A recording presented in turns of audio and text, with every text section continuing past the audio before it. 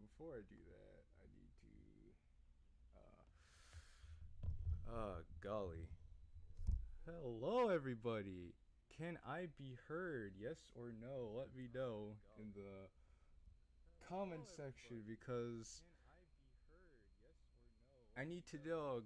Put some ones in the chat if I could be heard. This is like the second time I've ever done a live stream before, so bear with me, please. Let's see. We got Finn the Diodite. Hello, Finn. Also, which reminds me, I now have a Discord server. The link is in the description, and I want to thank my man Finn for helping me set it up. Beautiful, beautiful man, you. Okay, great. Great, I could be heard. Thank you, Finn, for letting me know. I appreciate that. Retro Team was here earlier. I feel bad. I hope they could come back to see it. But anyway, speaking of Retro Team, they dropped this today. This is Exit Music Redux. I was very excited for this project to come out for a long time, ever since I saw the demo. I know I've seen the original Exit Music back in like 2017, 2018, probably 2018. But that mod got taken down, so in a labor of love that took about a year and a half, they came out with this beautiful masterpiece. So I'm very excited to play this. I hope you are excited to watch me play this. I think this will be a lot of fun. So I'm not going to waste any more time. We're just going to get right into this action. Exit Music Redux is not affiliated with Team Savage. As I'd be played after today's spoilers. Well, you already know this if you've ever played a DDLC mod, you know, but they have to say this anyway. The mod was written in the announcement, before the announcement, so it's not to reflect any new character details from the bonus content in that game. Oh, well, that's interesting. Detail to add. I agree. Oh, that's pretty. Oh, this is pretty too. I remember they did a whole new soundtrack and everything. In the Stellar Blast, they really saved it. Ah, this is really nice, actually. They went out of their way to do a whole sort of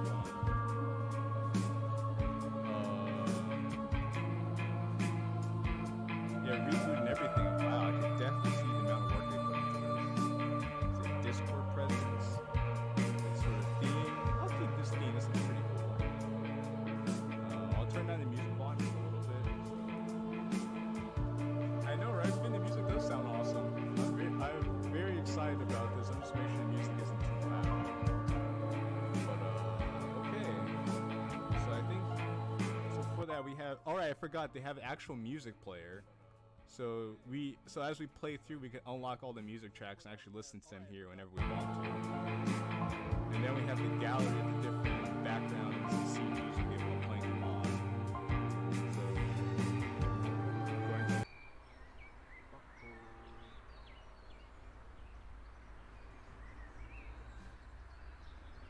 Oh, I forgot about that.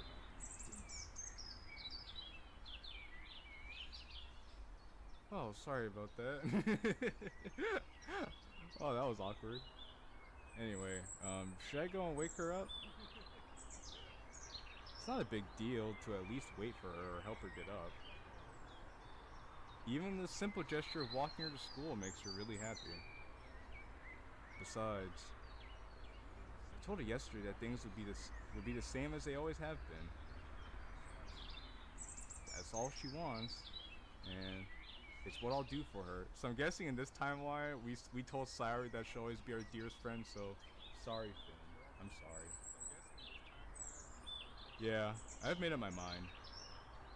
I grabbed the cupcakes Natsuki and I made yesterday, and I make my way to Sayori's. Well, I'm glad this time you actually go to Sayori's house instead of, I don't know, going to school and then waiting for Monica to come back. I reach her house and knock on the door. I don't expect an answer since she's not picking up her phone either. Like yesterday, I opened the door and let myself in. She really is a heavy sleeper. I swallow.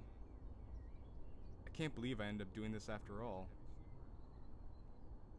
Waking her up in her own house? Isn't that more like something a boyfriend would do? In any case, it just seems right.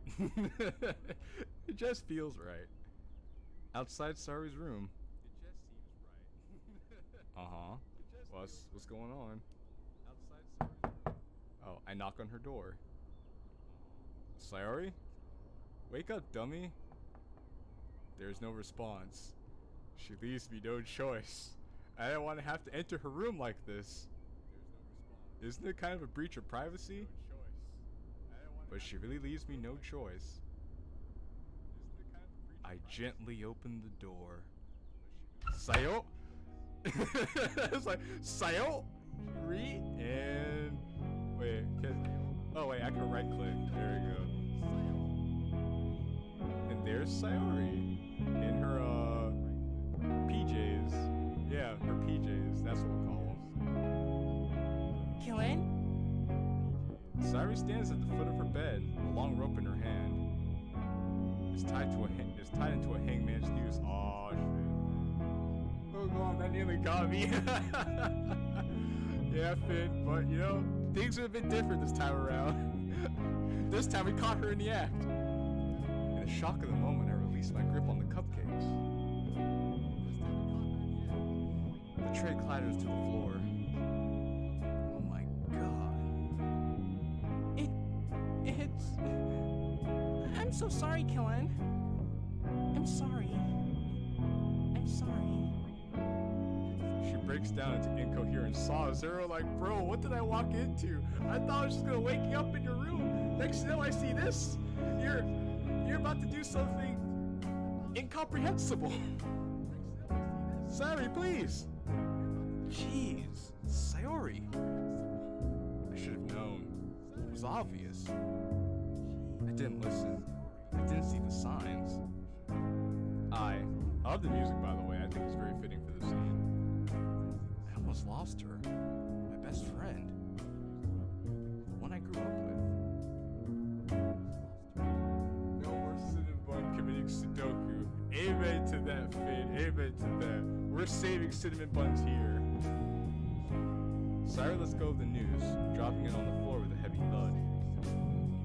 Just the act of looking at it makes my heart sink. Sayori. She gets up and rushes towards me, clutching my shirt and crying into my chest. I didn't want to face it again. What I talked to you about, the rain clouds. I can't wake up every day like this. I can't, Killen. Words catch and stick in my throat, unable to come out. I can't. I just... She backs away. There's a short pause. All is silent except for Sayori sobbing. I was about to do it, Killen. I was so close. I could feel it. I'd have never seen you again. I finally pull myself together enough to speak. Sayori. Could you imagine if I found you like that? Well, I could imagine. I know Finn could imagine too, because we've all seen it. We have found her like that, and it was traumatizing. Isn't that right, Finn? I'm sure you can testify. My last memory of you? My best friend?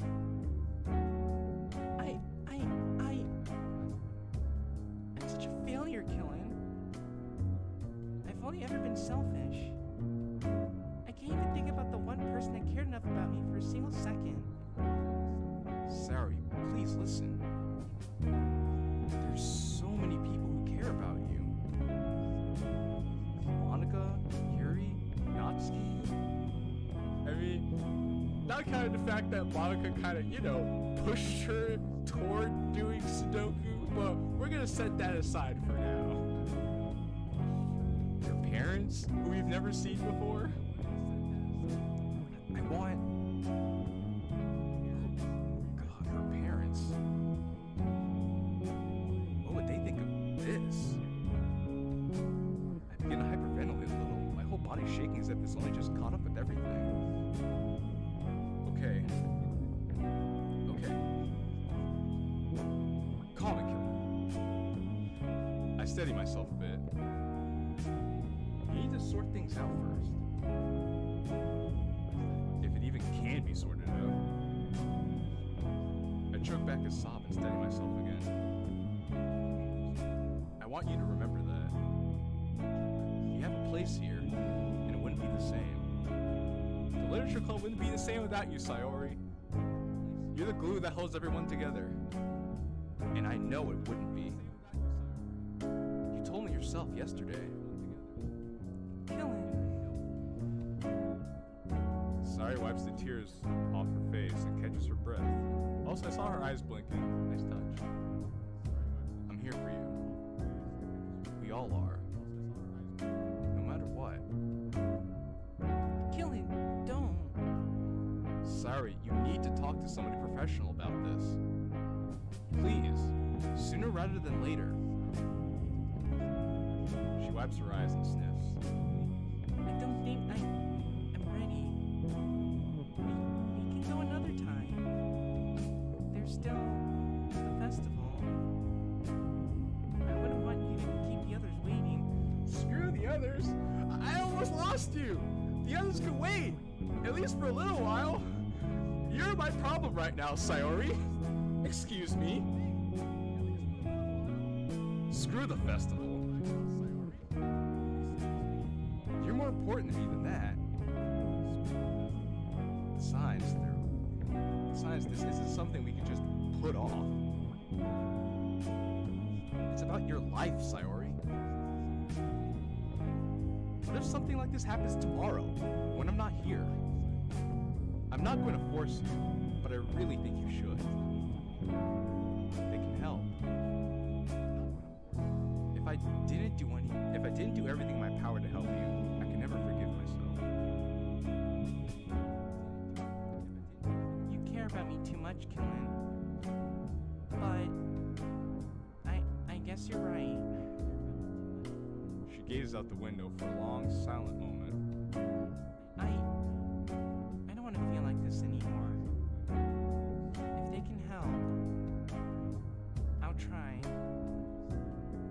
I let out a deep sigh. Adrenaline's still coursing through me. Frick the festival, Sayori matters. Exactly, Finn. Thank you.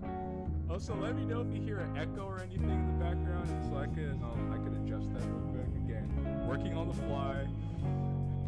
I'm learning how to live stream as I go, so forgive me. The adrenaline that's brought on by all that transpires still crushes my chest like a press. I won't rest for a second until she's okay. The sooner we get there, the better. We can take the bus.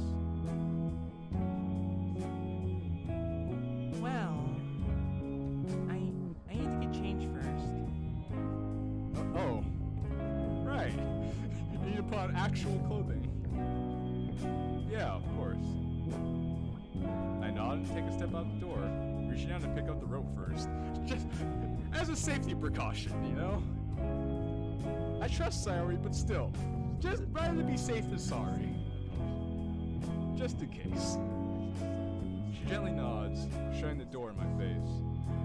I love how done she looks right there. She looks so done. Again, I'm a little anxious, leaving her alone right after that. But she does need her privacy. I kneel down, beginning to pick up the cupcake massacre littering the floor with a towel. Natsuki's going to kill me.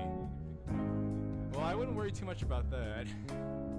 For reasons we'll get into later. I return downstairs and untie the noose, dropping a loose rope in the trash. My body's still shaking from the ordeal. My hand's barely able to undo the knot. How'd she learn to do that? The internet? You can find all kinds of stuff on the internet, my G. How long as she wanted to. Too long. And that's the sad part. I linger downstairs for a minute, trying to relax before heading back upstairs. Taking a deep breath, I slow down for a minute. I shut my eyes and rest my head in my hands. I take a few deep breaths, trying to level off my stress. She's probably ready by now. I knock on Sayori's door, and she opens it immediately. Ready? Sayori nods once, her eyes glued to the floor. This is is what's best for me, right? Her lifeless eyes stared through me, expectant for an answer. Seeing her like this is so unsettling. It's like someone rewired her brain overnight to become this husk of herself. Well, actually, no. It was a very slow, gradual process that Sari's been working through up to this point. It was just that when we caught her, she was at the point of breaking. So this is why she looks like a ghost of herself, because at this point, she's lost pretty much everything that made her her, you know? I shouldn't think like that. She's my best friend and always will be. I take a deep breath and sigh. I'll be honest with you. I don't know. All I do know is that it's worth a shot. I mean, what's the alternative? Come on, let's get going. And so, that was interesting. But hey, we saved Sayori. We're off to a great start. Now we're at the hospital. At least this looks like a hospital. I take a seat in an empty but brightly lit waiting room. My anxiety consumes me as I wait for Sayori to walk out of the doctor's office. I have to lock my hands in place in order to stop them from showing my increased worry. I subconsciously resort to tapping my foot on the floor and looking elsewhere. It's the only thing I'm going to be able to do for quite a while. Alright, I'll see you when you get back. Suddenly my pocket rumbles as my phone springs to life. I quickly pull it out and notice a text from Monica. Then it hits me. Today was the day of the festival. Damn it, I should have told her that I couldn't make it. Hey, Kim, where are you? I have to reply. Sorry, got caught up. Don't think I'll be able to make it for the festival. Kim, please don't tell me you got cold feet about the poems or something. It's an emergency. Welcome back, Finn. We're telling Monica we can't make it to the festival because something came up. Oh no, what's going on? I don't know if I can tell you right now. That's okay. Just please see if you can make it, or else let me know if you can. And if you know where Sayori and Natsuki are, can you tell them too? Okay, I will. I peered through a small fluted glass window on the door. You see, what I like about this is because in the original Exit music, they made Monica like such a they made Monica so callous. And here they make Monica more empathetic. Like when at this point Monica was like, oh, well, they better have died or something for them to miss the festival, and how dare they? And then we're like, yo, that's not cool. Music's so loud. Okay. Well, thank you for letting me know. I'll turn it down. Actually, what I could do too is, give me a second.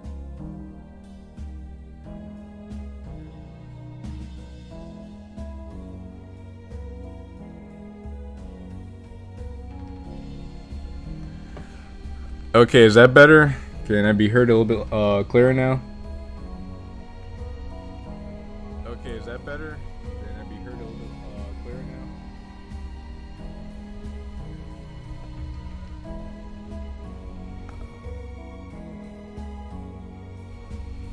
Okay, how about now? I think that's better. How about now? I think that's better.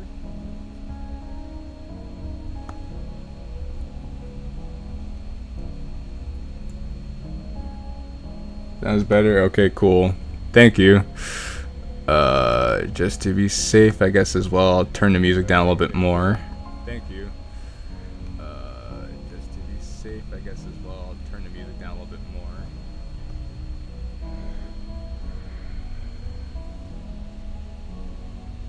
Wait, your echo? Okay.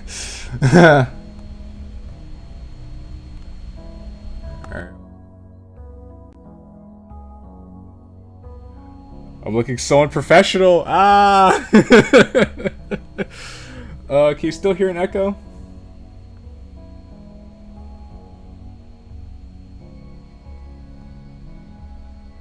Okay, well, let me know if it persists so I could do something about it. I'm hoping it's gone away now.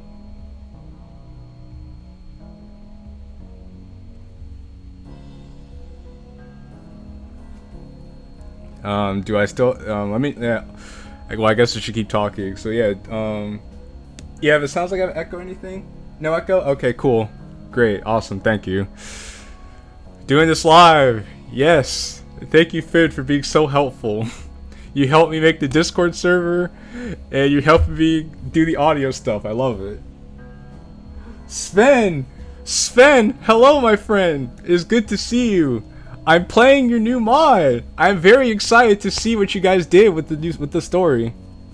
Oh, Finn, this is Sven. He's part of Wretched Team, and he was the writer for Tripping Backwards, which is a very good mod in my opinion. So Sven, welcome. Anyway, we're gonna go back to the we're gonna go back to the story here.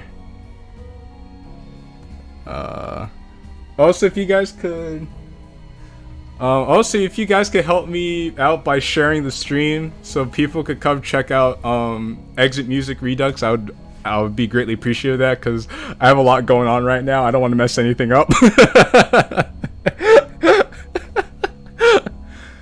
So thank you guys. I could see what appears to be Sayori breaking down her chair. Her arms folded on the doctor's desk. Her head rested upon them. I'm stricken with guilt, as if my own negligence has led her to this. Behind me, door that leads to the entrance of my waiting room sits open, and a couple of nurses walk by. Thank you, Sven. Thank you, Sven. You're great. Thank you. Salute to you. But my phone buzzes again in my hand, and I turn my attention back to it. It's just me and Yuri here. She's really nervous about performing as is. I'm trying to pep her up, but without you guys, I don't think she'll do it. I know, but Monica, I'm kind of in the middle of something here, you know. Sayori needs help. I'm sorry, it's a personal issue. Can't promise anything, but I'll try to be back before it's over, okay? Okay, thanks.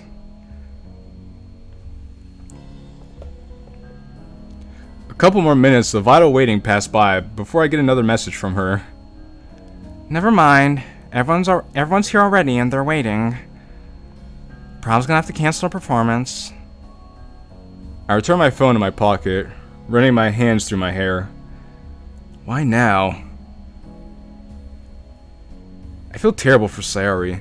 The fact that she's in such pain right now, and how oblivious I was to all of it. Well, at least you're perceptive enough to go to her house and catch her in the act. I'm happy about that. But on the other hand, I almost feel like I've put Monica and Yuri in the spot in front of all our classmates. Well, that's not your fault, though. Sayori needs you.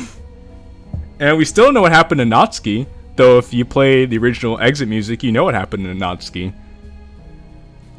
There is no winning, is there? Monica and Yuri. Where's Natsuki? I take a deep breath. Okay, Killen. One problem at a time. Natsuki's probably fine. Focus on Sayori right now. She needs you. I feel my knees bouncing uncontrollably. My hands shake, my arms tense to the point of physical pain. Oh, damn. Okay. I was like, oh, damn. Thank you, Sven. I just saw the concurrent viewers number just shoot up. I was like, oh, wow, okay. Good stuff. I try to take deep breaths. Give a shout out on the Wretched Team Discord. Hopefully get some more folks in here. Thank you, Sven. Thank you. In. Out. Calm down. I'm snapped out of it by another text. Are you sure you don't know where Sayori and Natsuki are? I'm almost tempted to leave the message alone. But I give in.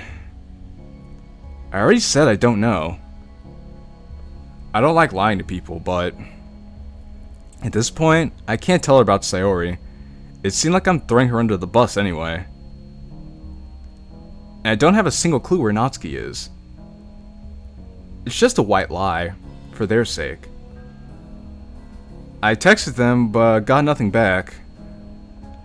Well, it doesn't really matter now anyway. We had to cancel our performance. People are complaining about the cupcakes not being here. Yuri's gone for some fresh air. Crap. I'm really sorry, Monica. It's fine. I sigh. It's fine! Translation, it's not fine. You messed up. Now I've disappointed Monica because I couldn't bring myself to tell her what happened. I mean, technically it's not your place to tell Monica about Sayori. You'd want Sayori to tell Monica about that. It's just very unfortunate that all these things happen around the same time.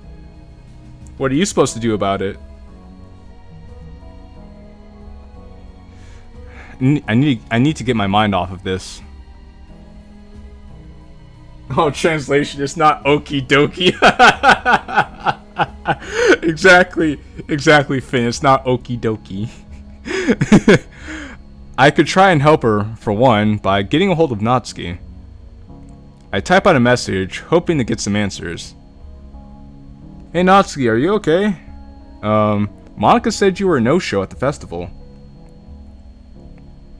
A couple minutes passed with no response. The message doesn't even mark as read. Well, that's not good. I got a message again. The office door swings open and Sayori emerges. Sayori quietly walks over, tears streaming down her cheeks. Poor girl. But at least she's getting the help that she desperately needs. I quickly stand up, putting my phone away. Before I have time to say anything, she locks me in a tight embrace and sobs into my chest. Startling me slightly. Hey, it's okay. I... She could barely get a sentence out. Don't worry. Take your time. I'm not going anywhere. I don't deserve this. Sayori. It's true. I really messed up everything. You don't get to spend time and have fun with any of their club members.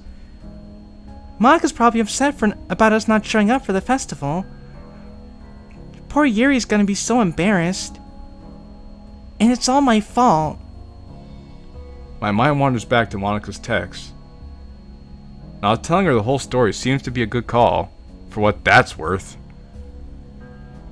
I need to find a way to fix this. Sayori, look at me. She backs out of the hug and opens her eyes, staring into mine once again. Look, Sayori, I really care about you, and so do the others at the club. She has a rough in this mom for sure. She definitely does, Sven. But I mean, for the sake of the story, I'm glad that at this point in the story, where something positive is happening for her. Though at the end of the original exit music, I can't say the same thing. But I'm not going to spoil it for obvious reasons. They would understand why we weren't at the club today. Besides, there isn't anything to worry about right now. If anything, you should tell them the truth about your depression. I know for a fact that they'll be supportive. They're your friends. I don't know. I just don't want to make a big deal out of it. Especially if... Sorry, I don't think you understand how big of a deal this really is. You nearly... My voice cracks. I compose myself. You nearly died. Sayori closes her eyes and takes a stuttering, staccato breath. It's like the words are finally hitting her. She looks away, wiping her eyes and changing the topic quickly, talking in a fast, anxious manner. Well, what about the festival? Did you talk to Monica about it yet? I hesitate. I don't want Sayori to feel like it's her fault that the performance was cancelled, so I decide to start with Natsuki's absence. Good call. Well, Natsuki didn't show up either. Monica had to cancel her performance, unfortunately. You didn't tell her, did you? About... No, I didn't. Unless you want to talk to her about it yourself, she won't know. Okay? Sayori nods, wiping her eyes with her forearm once more. I think I'll tell her. So she'll know why her plans for the festival were ruined. I could tell what she's going to say. Hey, it's not your fault, Sayori. None of this is. Sayori grabs my hand tightly, crushing it in a vice-like grip. You could talk to her if you really want to. Hell, she'll probably be able to give better advice than me. Maybe. Did you tell my parents? I sigh. I did, yeah. I'm really sorry. I just thought they should know. She lays her head on my shoulder. Thank you. I was too scared to tell them myself.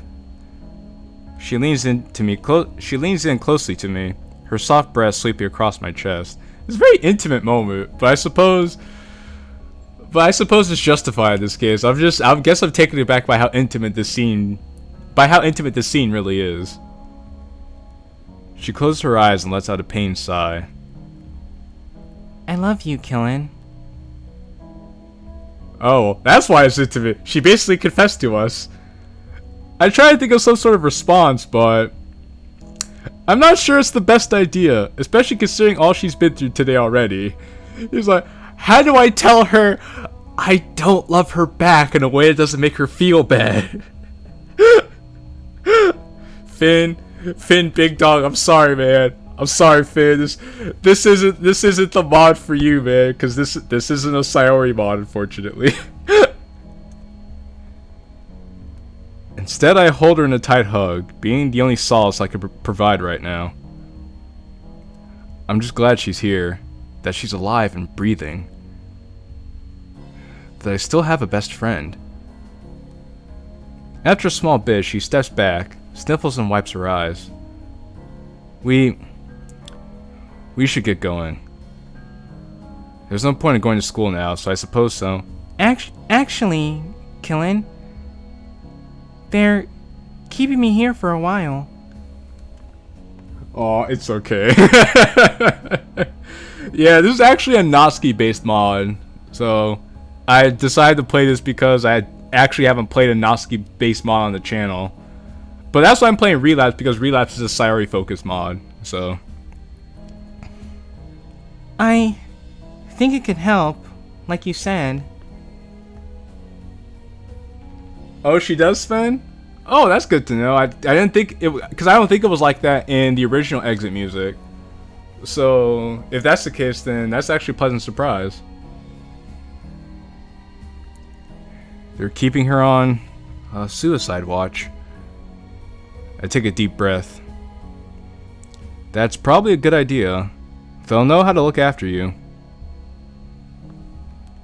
Yep, way more than the original. Well, I guess that makes sense considering how much work you guys put into this mod. But like I said, the only way I could find out how much work you put into it is to keep playing, so. She only responds by squeezing my hand. Look, I'll keep my phone with me. If you have the chance, you can message me whenever you want. Hell, I'll even pick you up whenever they release you. Good guy, Killen. Being there for his friend. You're gonna be okay, Sayori. We hug again, only for a moment this time. Don't let me keep you waiting. I'll let your family know I'll let your family know where you are. Thank you, Killen, for everything. We let go and say our goodbyes, albeit reluctantly. I assure myself she will be in good hands. With a long sigh, I start my journey home.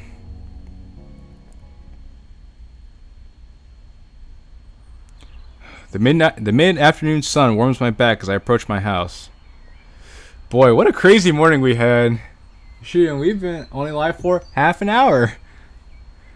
The bus ride seems to breeze right on by. I barely remember it. Before I enter, I turn my head and look at the neighboring house. Her house. I close my eyes and shake my head. She's safe now. She's okay.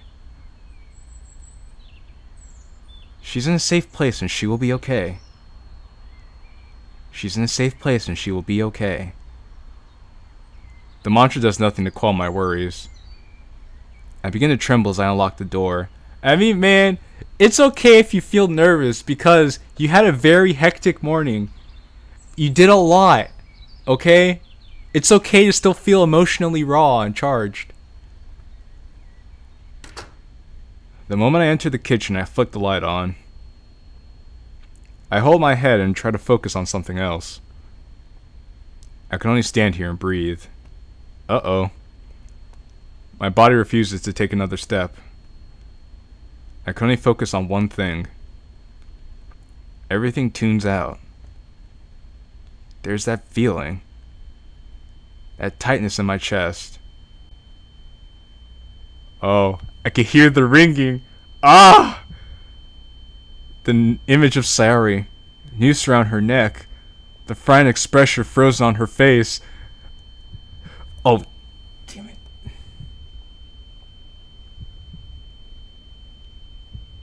Okay, we're still good.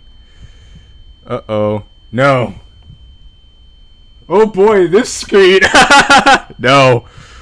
I don't want to think about it anymore. My muscles ache from the constant tension. It feels like I'm breathing through a plastic straw.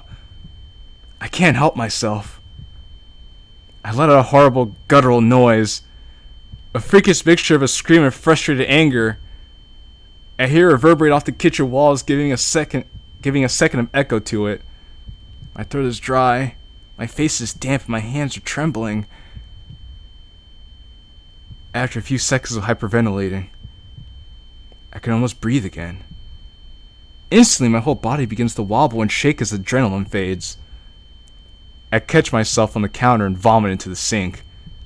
My heart rate slows down. But I can't get it out of my head. We just witnessed him having a panic attack! Oh no, not again! Don't worry, Finn. We just had a panic attack, that's all. A very well-illustrated panic attack. Because I could feel the anxiety. The vision of what would have happened if I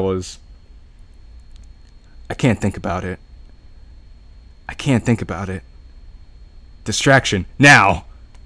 Food! Haven't eaten today. Make food. Now! I wash the sink out and pour water into my hands. Splashing the cold water on my face, I wipe my mouth before drinking a bit from the faucet. The acidic taste still stings my throat, even as I wash the water around and spit it out. You need a base to balance out the acid, my G. That's how you neutralize it. Didn't you learn that in chemistry class? Next step, food. I force myself to make a sandwich. I grab some bread and vegetables from the fridge. My mind, desperate for any purchase, settles on Monica's reaction. I feel sorry for her and her ruined festival. Yuri as well. And where was Natsuki? Food is good, exactly. Nothing helps the heart heal like food. And where was Natsuki? God, now I'm hungry. I'm hungry too, Sven. I'm hungry too. I may or may not take a break at some point to eat, but I'm going to keep playing now because I'm in the mood. Notice that she still hasn't texted back. Where is Natsuki anyway? That's the big question here. Oh, shoot. Oh, shoot. I was so wrapped up in my own worrying, I managed to actually accidentally cut my finger open while slicing a tomato. The knife clatters to the floor. I quickly wrapped my finger in a paper towel, letting a few drops of blood soak into it. I hardly felt a thing. Uh-oh. Uh-oh. I sigh, looking over the damage I've done. Well, at least I know the knife isn't getting blunt anytime soon. Regardless, I go ahead and eat the sandwich. I'm too hungry to care if there's a little blood on it. Yummy! nothing like a nice sandwich with a little blood sauce on it. Really brings out the taste. I toss my dish into the sink and make my way and head upstairs to my room. Alright, let's see how we're looking over here with the live stream. Everything's looking good on this end. Fantastic. I collapsed onto my bed, exhaust being the only thing I could feel now. Nothing like a BLT, blood, lettuce, and tomato. I see you, Sven. You got jokes. Finding the urge to fall asleep, I managed to send a text to Sayori. With a message sent, I surrendered to my exhaustion. I conk out within minutes. We close our eyes and go to sleep. And that was all Monday.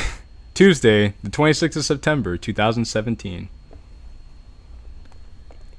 I'm pulled from my sleep by the sounds of birds and passing cars. I check my phone. 12:39. 12:40. Crap, I'm late. I bolt out of bed and quickly put on my clothes. Wait. Okay. Think clearly, Killen. By the time I get changed and walk to school, it'll probably be around 2 o'clock. Dang. School ends around 3. Yeah. If I'm this late already, I might as well not go. Man, my man's just skipping school. Another absence. That's going to look fantastic on my school standing. Good job, Killen. Good job. I sigh and sit down, half dressed. I could probably still go to the literature club at least. Mostly to see if Natsuki made it in today. But I'm not looking forward to confronting Monica. What do I even say? It's not going to be a pleasant day. No, it will not. But you gotta do what you gotta do, man. But first, a much needed shower is in order.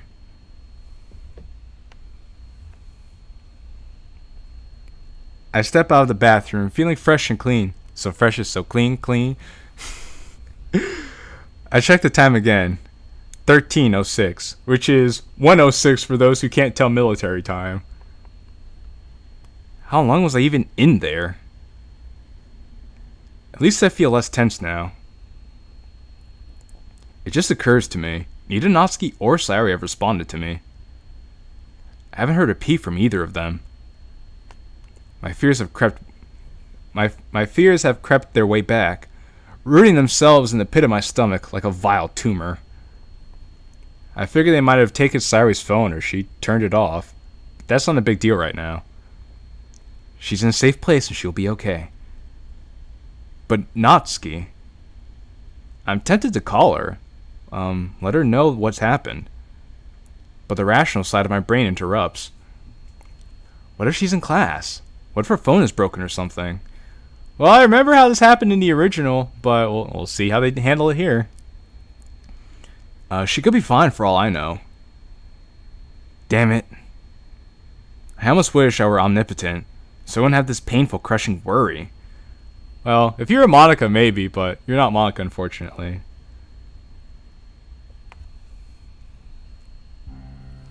Oh, it's this background. I hold my breath and check the time. Club should have started by now. I follow the path along the courtyard. Also, like I said before, if the music is too loud, just let me know in the comment section, and I'll take care of it. Or let me know in the chat. I should say the comment section. Let me know in the chat. At least Sayori isn't here to scold me for missing class. Who am I kidding? Right now, I'd take any amount of teasing to see her. I forced my thoughts toward the club. Reaching the door, I let myself inside and begin to navigate the hallways. Music is perfect, actually. Okay, thank you, Sven. After a short walk, I stop outside the door. I can see Monica and Yuri inside. Alright, thank you, Finn. Thank you, Sven. I appreciate you guys. No, Natsuki. My gut feels like it's been dropped into solid concrete. My already present worry only gets worse. I take a moment to compose myself before walking in. Does he gently open the door? Oh no, no he doesn't, okay. As I enter, both Monica and Yuri turn to look at me. Yuri quickly buries herself back into her book. Looking despondent, Monica looks pretty serious. Whatever plan I had to explain myself vanished the second I entered. I could only stand there awkwardly. I cough and try to stammer out a greeting. Hi, Monica. Kellen, can we talk for a moment? She addresses me with an emotionless, dreary monotone. I mean, yeah, I suppose. You want to chat in the hallway, or... Somehow the prospect of being in the hallway where others can hear is not ideal. But now I have to explain in front of both Monica and Yuri. Great. Here is fine. Alright. Monica leans against the teacher's desk, her expression blank, yet somehow piercing my soul. Oh boy, here it comes. We're about to get laid into by the club president. This is gonna suck. I take a breath. I'll be straight. Something happened with Sayori. And they're like, ah? I don't think I could tell you. That'll be up to her. But believe me, we didn't want to miss the festival. It was important to us. We wouldn't have skipped unless it was important. So, for what it's worth, I'm really sorry that we didn't make it. Well, that was surprisingly natural, and more importantly, honest. Still, I can't help but worry about her response. As soon as I finish, Monica's face softens, her brow furrow with concern. Is she okay? She's safe. I'm not sure about okay, but she's safe. I see. Her eyes shift away for a moment, staring into space. Yuri hides her face within her book, seemingly tuning out the conversation. She seems upset. I don't blame her. Monica takes a deep breath. I like this coding. Whoever did the coding here, props to you. Sup, nerds? Sup, Jumbo? What's up? Welcome. Okay. Oh, Wretched Team, welcome back. Welcome back. Welcome here, everybody. I'm happy to see you guys. Needless to say, I owe you an apology. I was in a panic and everyone was staring at us. I was stressed out and didn't want us to look bad, and... She swallows and shakes her head a bit. But if Sayori's safe, that's all that matters to me. Also, I just want to say, thank you guys. Thank you, Sven, Wretched Team, Jumbo. Thank you guys for making Monica actually a nice person. Because in the original Exit Music, Monica was such a bitch. Like, I'm sorry, Finn, but Monica was so mean. Monica was like, well, how dare they miss my festival? They should have died, or something tragic must have happened to them in order for them to miss my festival. And I was like, wow, Monica, you're being kind of a dick, and I don't like that. So thank you for the 180 of making Monica actually feel bad about Sayori not being here. Thank you for making Monica likable. Thank you. Rant over.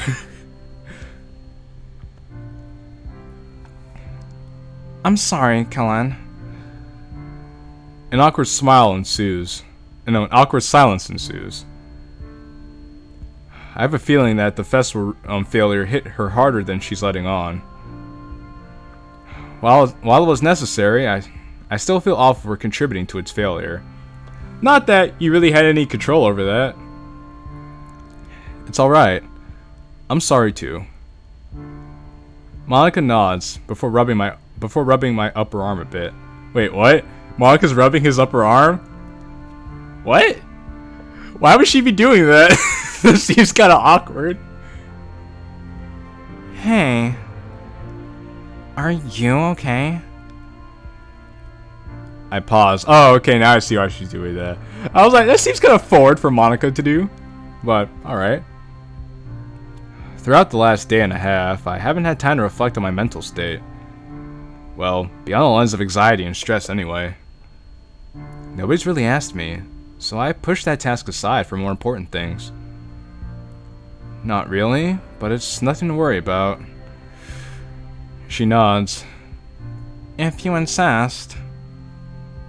Yuri peers up over her book inquisitively. What about Natsuki? The crushing worry returns as I focus on Natsuki's absence. I can feel a wave of mild nausea flooding over me. Something feels wrong. Really wrong. Where is she? It's not like her to skip like this. And not to be at the festival either. What if something happened? Yeah. Where is Natsuki? That was my next question.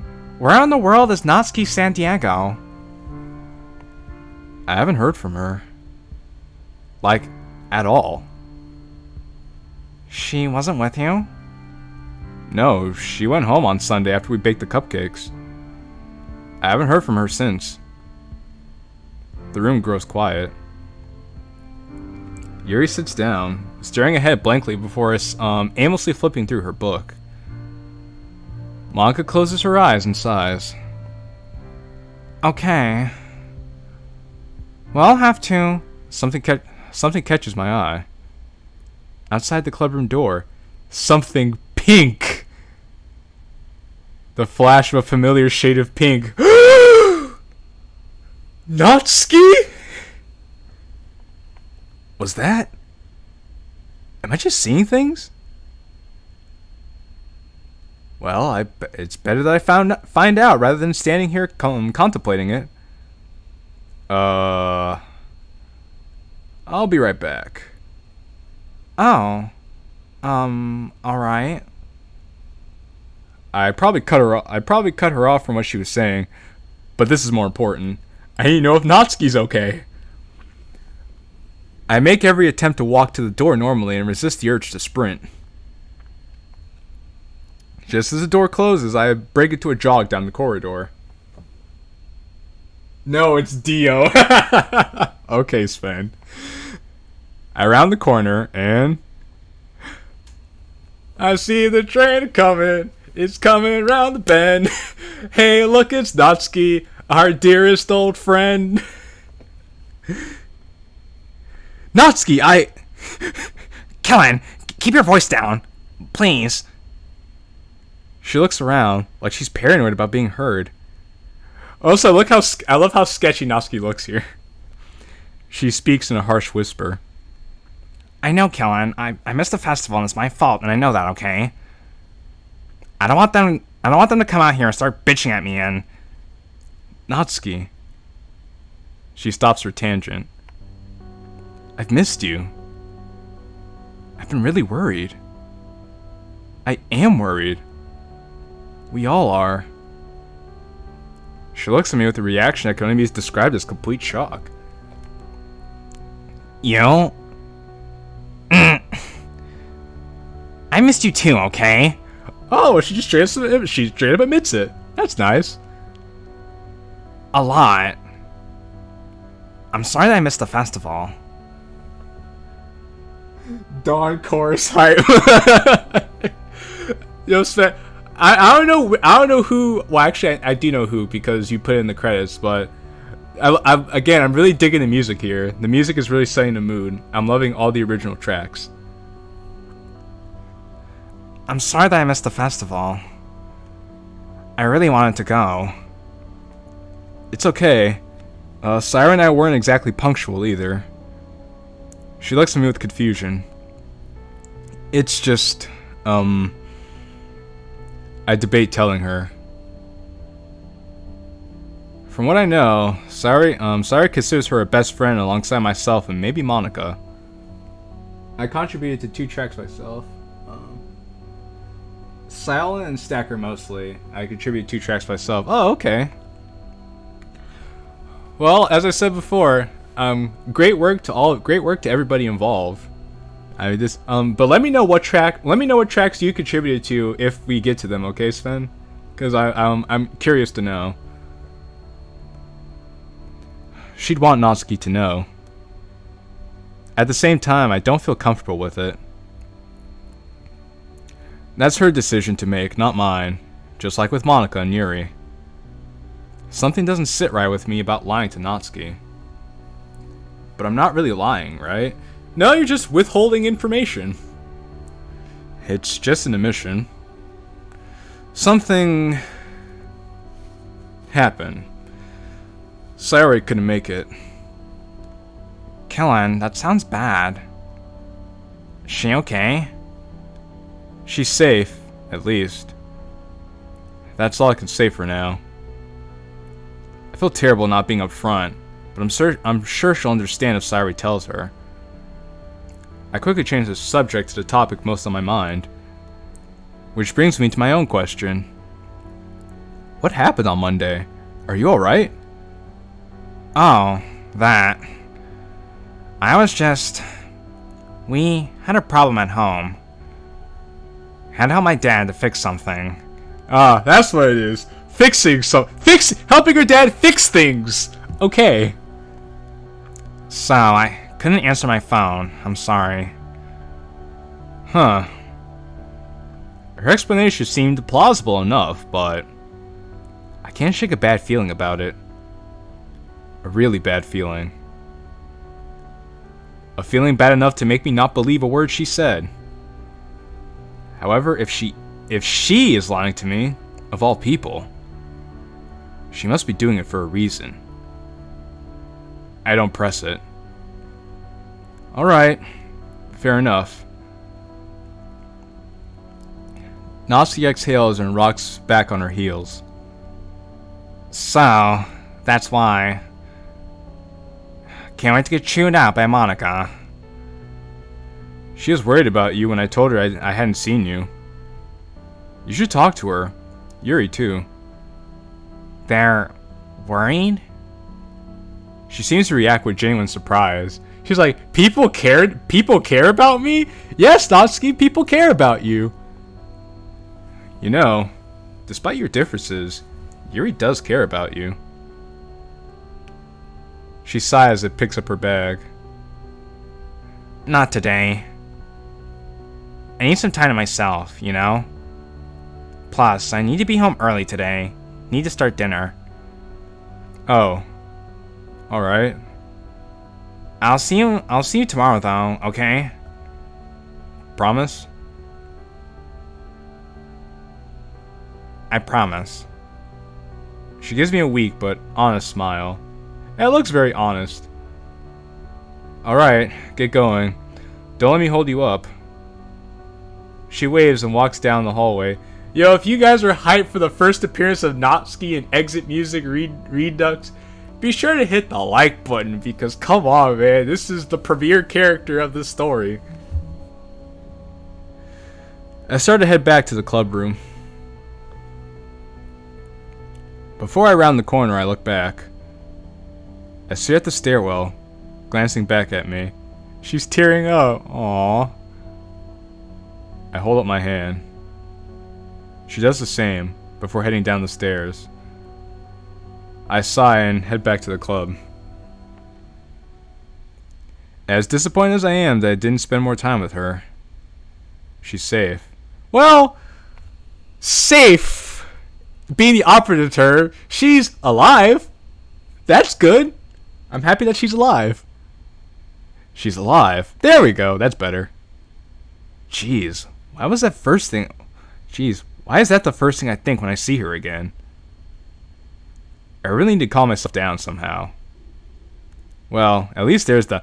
There you are. Where were you? Oh, I had to go to the bathroom. I was caught off guard from wallowing in my own thoughts. Bathroom. See? There we go. Convenient excuse. Works every time. Okay. Well, I was just about to say that we've ended club early today. Yuri's already headed home. I'll try and call Natsuki again, later this evening. Again, when later this evening? Okay, it's a bit odd, but okay. And just in case the others show up tomorrow, I'd like you two to write poems, if you can. Maybe it can help, who knows? Yeah, sure, yeah. Very reassuring. Uh-oh. Excuse me, I'm getting a phone call right now. Hello? Remember your renter's insurance thing, and I told you to make sure you cancel it.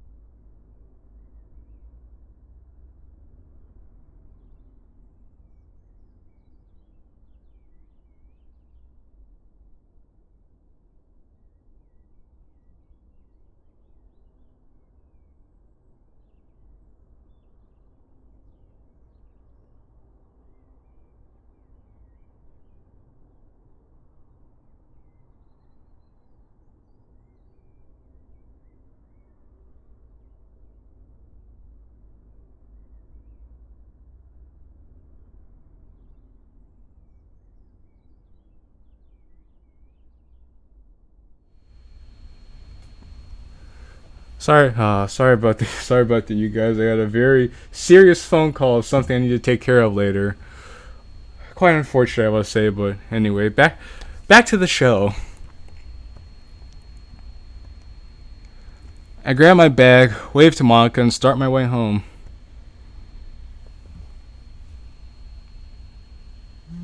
As I finish off my last scraps of my dinner, I feel my phone buzz from the inside of my pocket.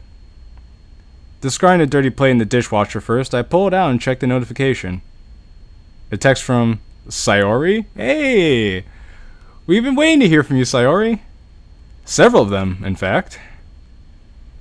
Hey Q, I won't be able to call tonight because I'm going to sleep soon, but I wanted to message you and let you know I'm doing better. You're right, the people here are taking really good care of me. They've given me some meds. I was really scared at first, but I think they're gonna help. I'm sorry for doubting you when you said this would be the best thing for me. By the way, they said I could probably go home on Thursday, so that's good. I'll call you tomorrow if I can, after school and club and stuff. Good night, Q. Despite this good news, I feel a familiar cramping sting. Uh-oh. She's being medicated now? I've heard stories online about taking stuff like this. What if she completely changes? What if it doesn't even work? What if she just attempts again? What am I kidding? I already know the answer. I'll fail her, just like before. I'll fail her. I run to the sink and splash some water on my face. No, don't have another panic attack, man, please. You don't deserve this. I'll fail her.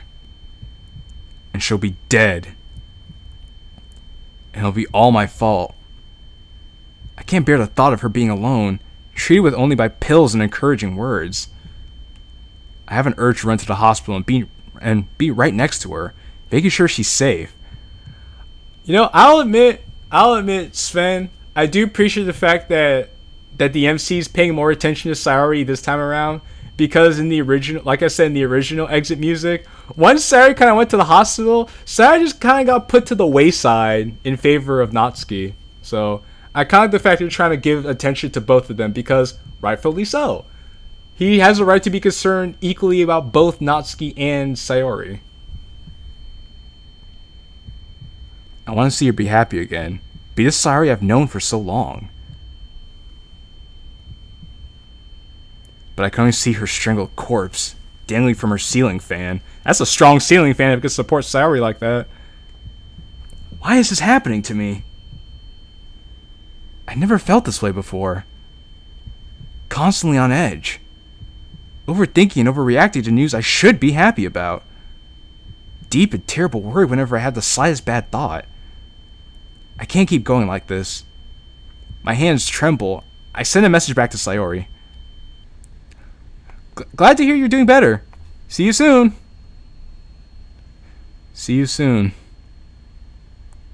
If I'm not admitting myself first. I don't like where this is going. I don't like that statement. I'm sure it's not foreshadowing, but it sounds like foreshadowing. I don't like it. I drag myself upstairs and collapse onto my bed.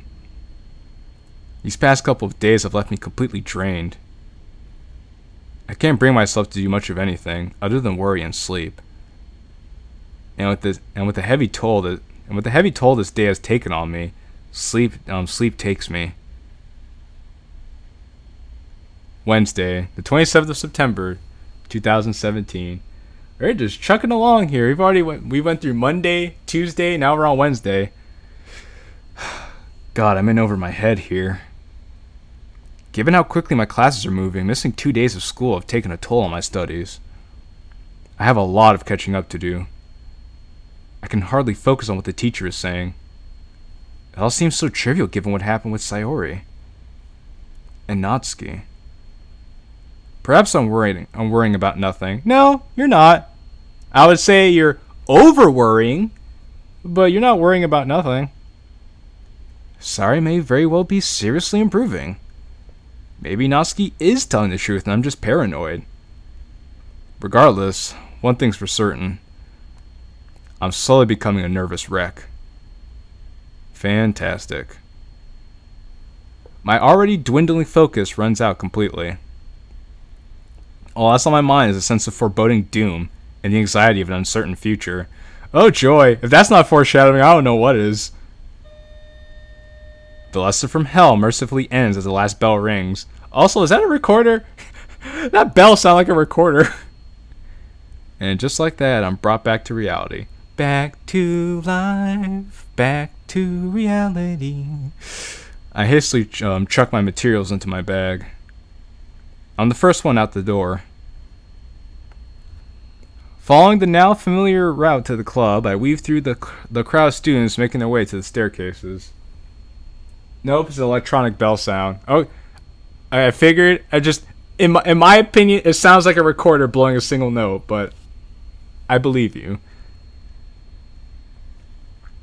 As I come up to the final bend, I hear Monica conversing with someone. Slowing down my pace, I wait just by the corner, not to interrupt. A stroke? That's awful, I'm sorry. Yeah, we were all pretty upset. Our whole family was there. She's doing much better now, though. What? That's completely different from what she told me yesterday. Between this and her evasive behavior, I have no idea what's going on. Why would she lie to me? Or Monica? Maybe she's lying to both of you. Who knows? There's probably something deeper going on here. Or both? Was it something I did? Oh, hey, Kellen. Natsuki quickly waves at me and heads inside the club room, beckoning me to follow. Oh, we got a new track.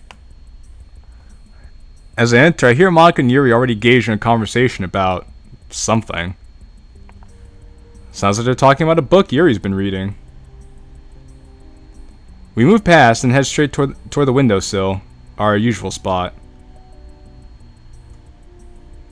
Natsuki yanks open the closet door and starts fishing around for a Parfait Girls collection.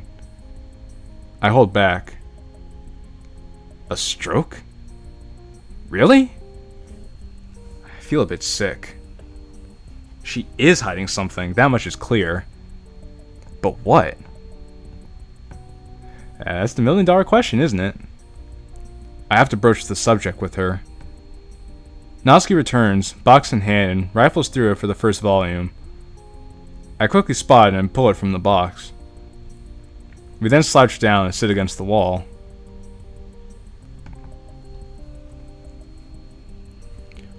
Well, looks like we're finally through the first volume. And it only took us a week? Dang, son. Yeah. Now only 11 more parts. My damn, son. I can hardly contain my excitement. Yay. Hey. Natsuki like he punches my arm in retaliation for my remark. Oh, come on. I like parfait girls, really. I know you do. You wouldn't bother sitting and reading through it with me if you didn't. I think I'd sit with pretty much anything. I think I'd sit through pretty much anything if it's in Natsuki's company. So, Natsuki simp confirmed. Anyway, I lean forward and shift the box towards me. Running my fingers along the volumes, I find the second and swipe it out. I replace it with one of the old ones. Simp! Yeah, our man Killen's a Natsuki simp, Sven. Hey, keep them in order. She scoffs before putting the first volume in order with the others. Oh, she's one of those people. Sorry. Don't worry about it. It's just confusing. It just gets confusing otherwise. Good point. I'm sure she'd love the state of my DVD collection. Bro, well, I guess this is 2017. I was like, bro, who has DVD collections anymore? Now we just live stream it. Now we just stream everything. Natsuki yanks the manga out of my hands and flips straight to the first page. She holds it between us, like before. We're only a few pages in from where my mind started to wander. I need to stop putting it off. This is the perfect opportunity to ask her what's going on. Monica and Yuri are busy. They left the club to go look for a hole puncher. It's near the end of the club day. We could always come back to the manga. And I really need to know if something's wrong. To hell with it. I'll ask her now. Natsuki. Yeah? I overheard you talking to Monica earlier. You mentioned that someone in your family had a stroke, so you couldn't make it to the festival. Oh shit. I did say that, didn't I? Before you say anything, I don't care about the festival. I'm not mad at you, it's just... That's not what you told me, and... Is something going on? Killen. Got it! Monica slings open the club door, waving the hole puncher around like a trophy, and... cucking us deeply as we're about to know what the heck is going on with Natsuki. Could your timing be any worse, Monica? So upset right now. Yuri follows behind her, carrying a box full of lined paper. She sets it down on one of the desks. Natsuki sighs before whispering to me. Worst timing ever. Well, come on, Sven. You were part of the writing team, Sven.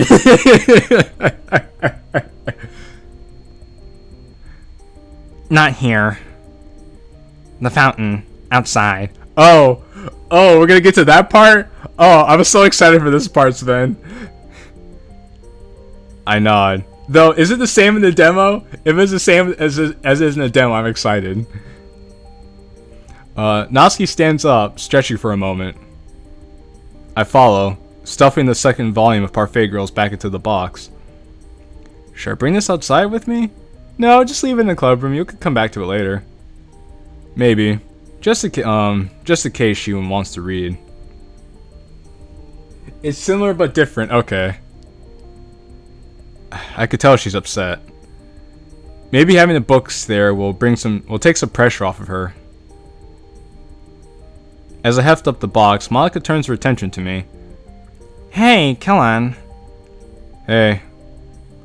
Monica ushers me over as Natsuki heads straight out the clubroom door. Monica's eyes follow her as her expression changes to a familiar melancholy. Already? We still have 5 minutes left. Her head droops down, now facing towards the floor. I can't tell if it's out of confusion, sadness, or disappointment. Probably all three. I would say probably all three too. None of this has been fair to her, admittedly. I feel terrible for keeping her out of the loop. Well, Natsuki needs to talk to her, and Sayori needs to come out of the hospital to talk to Monica, so give it a few more days. We'll see. It's clearly doing a number on her emotions. But it's for the best. Monica takes 2 deep, swift breaths, lifts her head back up and shrugs. Well, it's not like it's the end of the world, haha. I just wish she could have stayed longer. I need to fill her in on the poem activity. Actually, you two are pretty close, right? Can you at least let her know that I'm trying to get the club back into the swing of writing poems? Yeah, I'll text her. Great, thank you. Also, I know you won't say what happened, but how is Sayori doing? I talked to her last night, and she's doing much better. That's great to hear. Just remind her that we all care about her, okay? No worries. I will. She smiles at me. I'm glad Monica's doing her best to be as caring and supportive as possible, while going through her own emotional turmoil. Oh, don't worry. I'll let you go now. I grab the Parfait Girl box before heading towards the clubroom door. Monica shouts at me one last time. Just don't forget about the poems. I won't. See you tomorrow, Kellen. Finally. I weave through the hallways, making my way to the double doors leading out to the courtyard. I spot Natsuki straight away, sitting alone on one of the benches in front of the fountain. I head over and take a seat next to her, setting the manga down next to me. Oh, okay, so I remember this is a different CG than last time. That much I remember. They also gave the MC longer hair. Though, I'm gonna be honest, the MC kind of looks like a girl in this CG, but but you know what? That's either here nor there. But yeah, I definitely see updated the CG. This looks a bit better now. Actually, this looks a lot closer to the actual Natsuki sprite. So, kudos to whoever created this CG. It looks pretty nice. Like several times, I can see that. But you know what? It shows. The effort shows. I like that. And I even had the box of the Parfait Girls manga here. I like that too. So, Natsuki doesn't respond. She just stares ahead blankly. Natsuki? No response. Would you rather not talk about it? Should we just... Oh, you even drew with the volume out. I love it. I take the second volume of Parfait Girls out of the box. Rifling through the pages, I try to look for the page we left off on. Hey, what page were we on? I remember something about a cafe scene. Earth to us. My dad hurts me. Ah, yes, there it is. I remember this scene in the demo.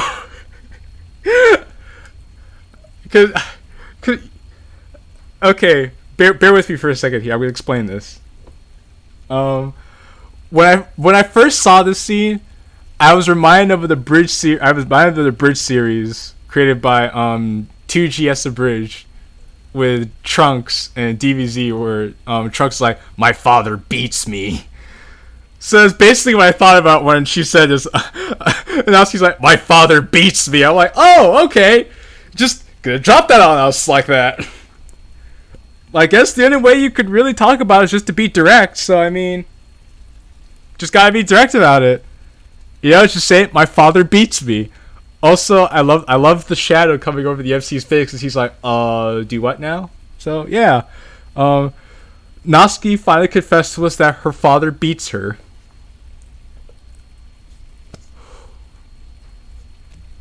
Wow. How are we gonna handle this? I wonder. Almost every day. He has for as long as I can remember.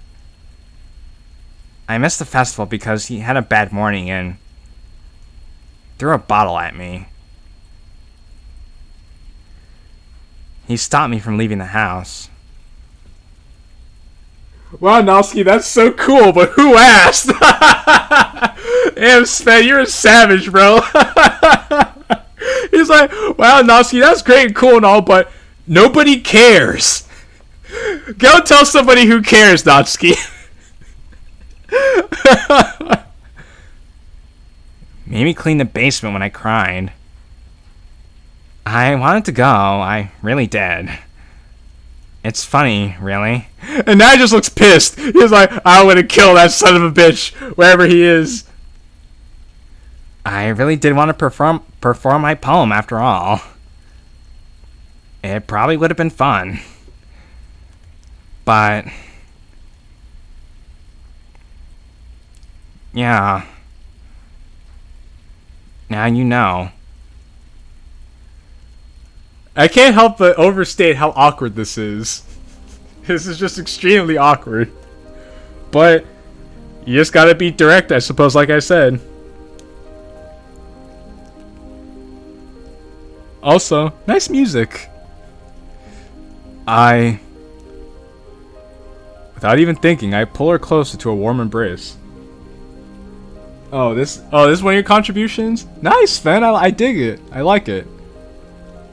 Sets the mood here. Glass eyes. Okay, I'll look for that in the music player.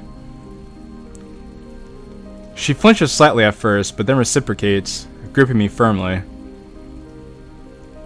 Oh wait, let me not take away from this. Let's just appreciate the fact that they're being there for each other, holding each other. So nice. I feel her jerk back a little. He knows where to hit, so it doesn't show. Hugs hurt a lot. Well, that makes sense because he probably hits her along her abdomen and whatnot, so she'll hide it all her clothes and everything. That's fucked, bro. Come on, man. My mind is flooded with 1,000 screaming voices. Rage, sadness, shock. She's been abused. This whole time. And I just stood by, not once thinking about it. How are you supposed to know? How are you supposed to know?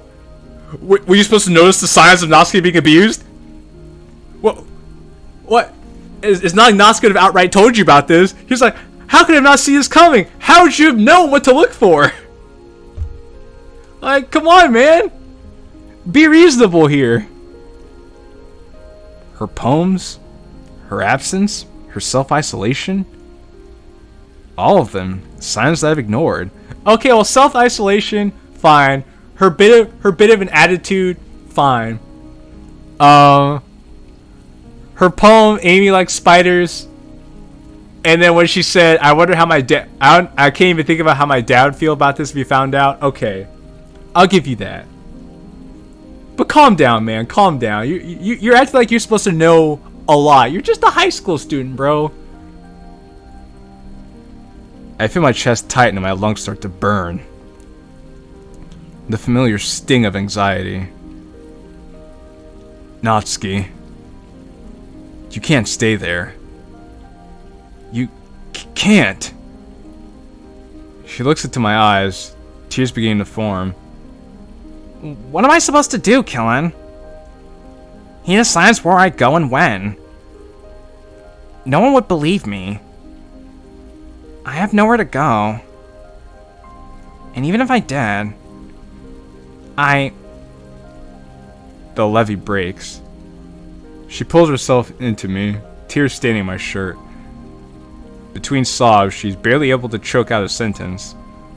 Kellen, I can't live like this anymore.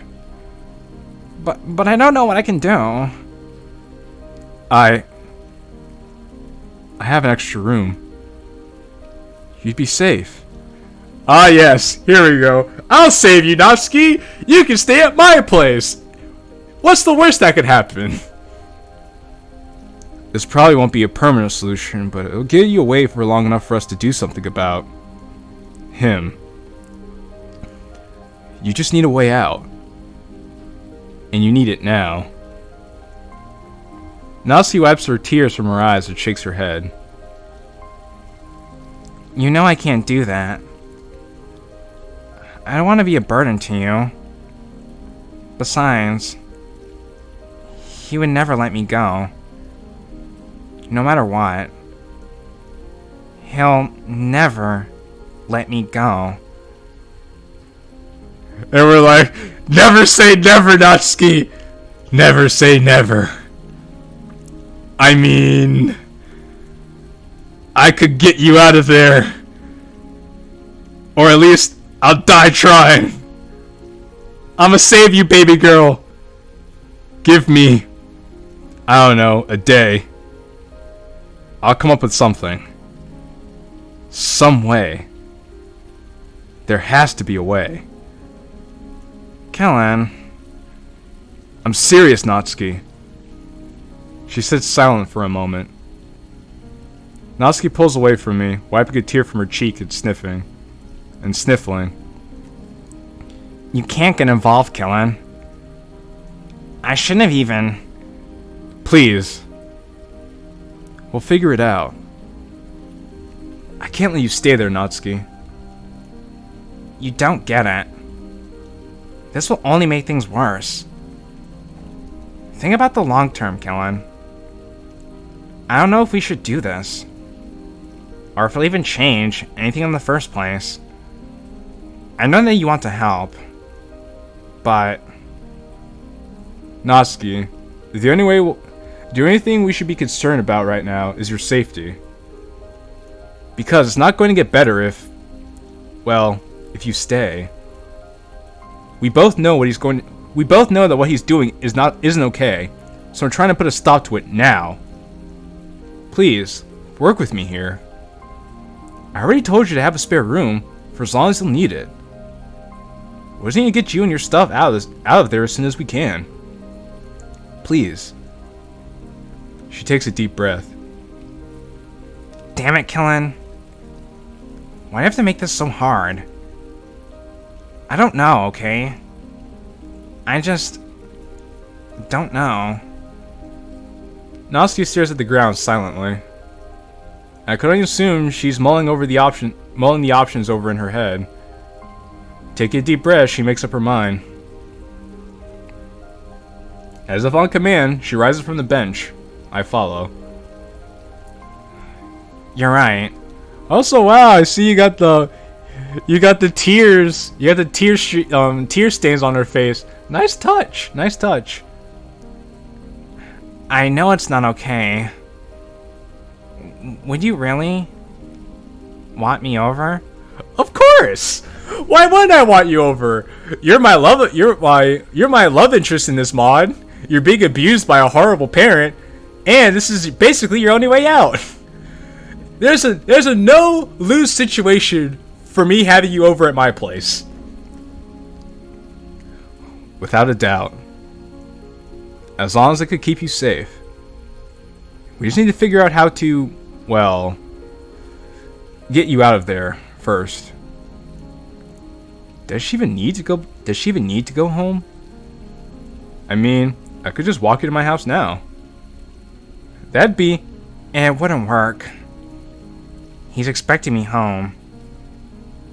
45 minutes ago. I feel a pit in my stomach. A tightening knot of unease. Uh-oh. And what happens if she's late? I don't want her to get hurt. And I need to get my stuff. Clothes, medication, you know. Medication? It can't be today. Tomorrow, then.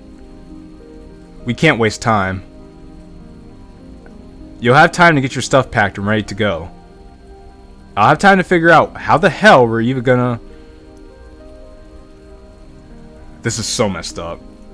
I mean, it's not more messed up than what Natsuki's father is doing to her. My heart's going a mile a minute, or 60 miles an hour. Trust me, I did the math. But I need to keep it together and figure something out. For her. But I don't know if I can. Hearing that one of my friends had to go through, I choke up a little. Damn it. Kellen?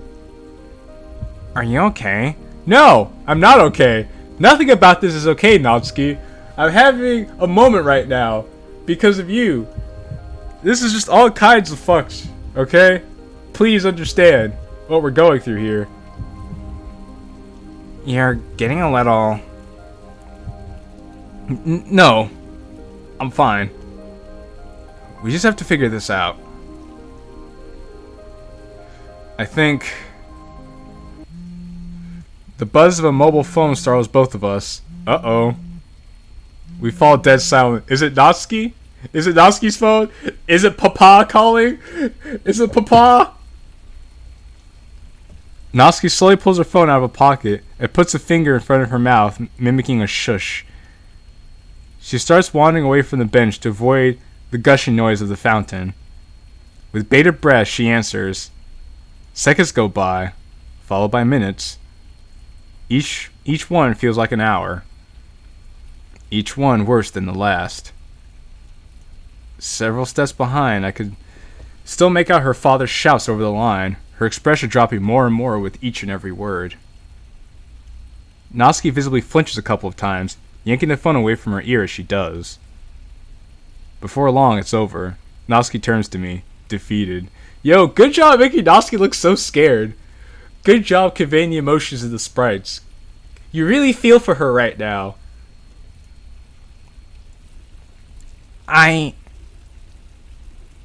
Natsuki sighs.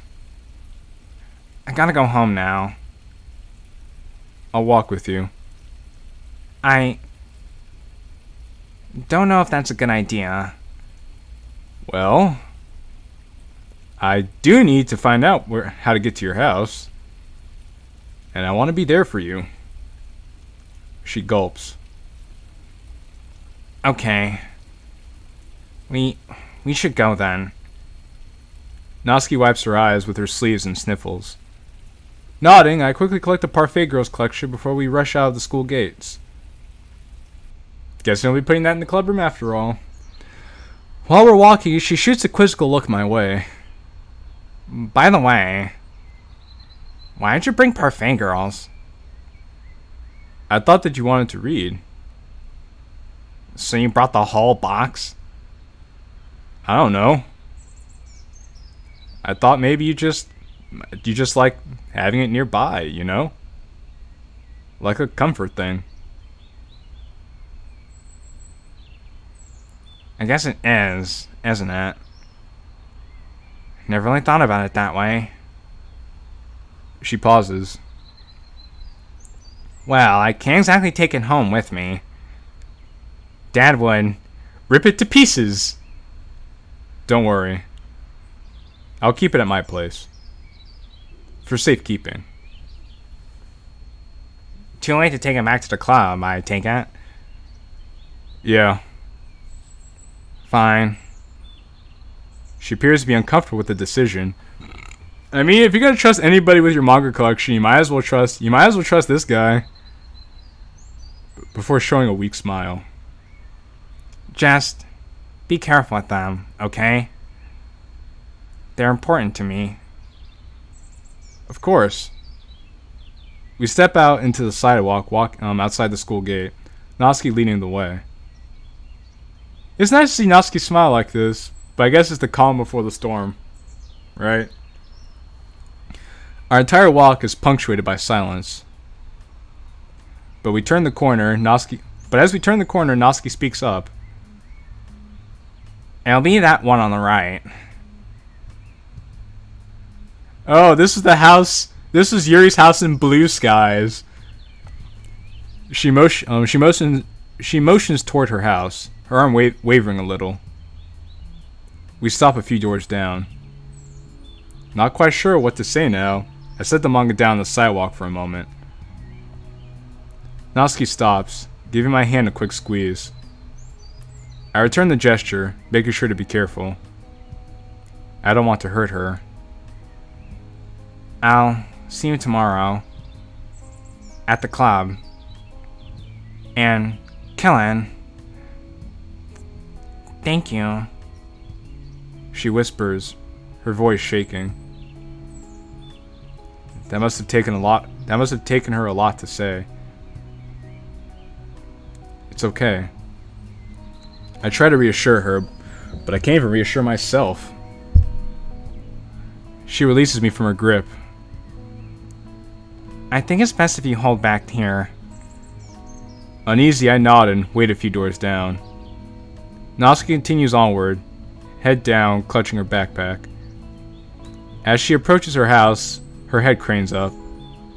A gruff voice calls down to her, telling her to get inside. A pang of dread shoots through my body as I quickly hide behind a nearby fence gate. I hope he didn't see me. God knows what happened if he did. Peeking behind the fence, I get a quick look at Natsuki's father. A heavily built man in what looks like his late 40s. His posture, skin tone, and muscles suggest a life of manual labor. He's up on the balcony, taking a final drag from a lit cigarette. He carelessly flicks the near-finished butt over the edge of the balcony, laying somewhere in the street. The man then promptly turns around, yanking the door open. I hear a crash as he slams it behind him. Natsuki chances one final glance my way. I raise my hand in a goodbye wave. She raises hers, shouldering her bag in the process. However, she's immediately jerked forward as the front door to her house opens. She slowly steps inside. And like that, Natsuki is gone. I feel awful. But there's no way around leaving her here, just for tonight. Regardless, what's done is done. I need to get home, if only to figure out my next move. Speaking of, I wipe my phone and snap a photo of Natsuki's place, so I have something concrete to form a plan with. With nothing else to do here, I pick up our fake girls, turn around, and begin the trek home. Well, if memory serves, the demo only goes as far as tomorrow evening. So, hopefully I can make it then in a timely manner. I at least want to finish at least half the mod today. So I'm trying to do the best I can. 3 rings, going on 4. Come on, pick up. Kellen, hey. Hey, Sayori. How are you? She pauses for a moment. The best I've been doing in years. I actually feel alright. I find it difficult to express my relief. I knew that getting professional help would be good for her, but I assumed it would be a more gradual process. Honestly, I'm really happy for you, Sayori. Thanks, Kellen. I actually don't have to stay here anymore. Mom's on her way to pick me up, so I'll be back tomorrow. Oh, nice. Oh, I forgot. The doctor said I could go back to school tomorrow if I wanted. That's great. Just remember, you don't have to come to the club if you don't want to. No, I do. I really do. I love the literature club. Besides, I'm the vice president. I can't just shirk my responsibilities like that. Well, that's true, Sayori, and I respect you for your commitment. Though, you're gonna have to take things at your own pace. She's almost acting like her normal self. It's honestly terrifying how she was on Monday compared to now. It seems like she wants to move past what happened. On one hand, I'm all for trying to create a more positive environment for her. On the other hand, I guess, if you really want to. You want to walk to school with me? Of course I do, Killen. Like always. Alright. I'll see you tomorrow then? See you tomorrow. Don't forget about your alarm. I won't. Bye. She hangs up. You know, I do have a voice changer to actually make it sound like I was on the phone, but I was like, nah, that would have been too much work. I don't want to mess up the flow I'm having right now. I sigh as I set my phone down on the counter. I just hope that Sari didn't notice that I wasn't all there. I'm so exhausted by what happened today. I'm just unable to really express anything. However, I'm genuinely relieved to hear she seems to be improving. Hopefully tomorrow won't be too much for her. Yeah, hopefully. I guess we shall see. I fixed myself a simple dinner, which I quickly scarfed down before tossing the dishes into the sink. I should wash them, but I just don't have the energy right now. I'll do them later. Right now, the only thing on my mind is Natsuki. I sit on my bed, trying to drown out my thoughts by scrolling aimlessly through my phone, probably going through Reddit. It's not working. Sari is safe, at least. That's one worry off the table for right now. But Natsuki? Well, where do I begin? Her own father, beating and berating her. While scrolling through my phone, I come across a picture I took of Natsuki's house. Oh. I sense a plan coming together in my head. I may well have a way to get her out if... I zoom in on the picture, inspecting it meticulously. I think I know exactly what to do. Exiting out of my gallery, I strike a text conversation with Natsuki. Oh, she still has her phone. That's good. I frantically type out my instructions for her, step by step. However, my eyes were drawn to our old text conversation from when we were planning her visit last Sunday. I can't help but notice how happy she was to come over. Should I have seen the problem then?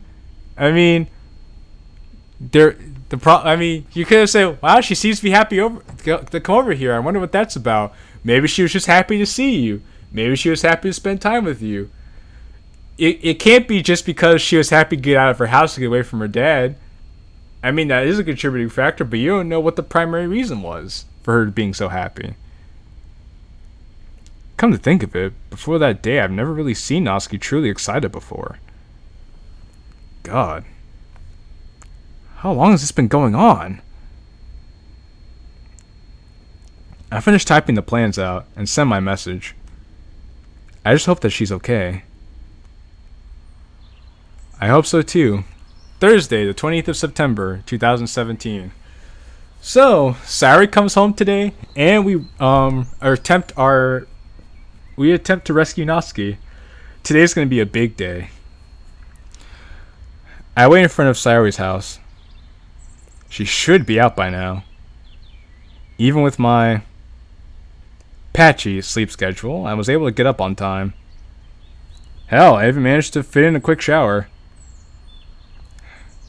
Doing so during these days of stress does wonders for my anxiety in the short term.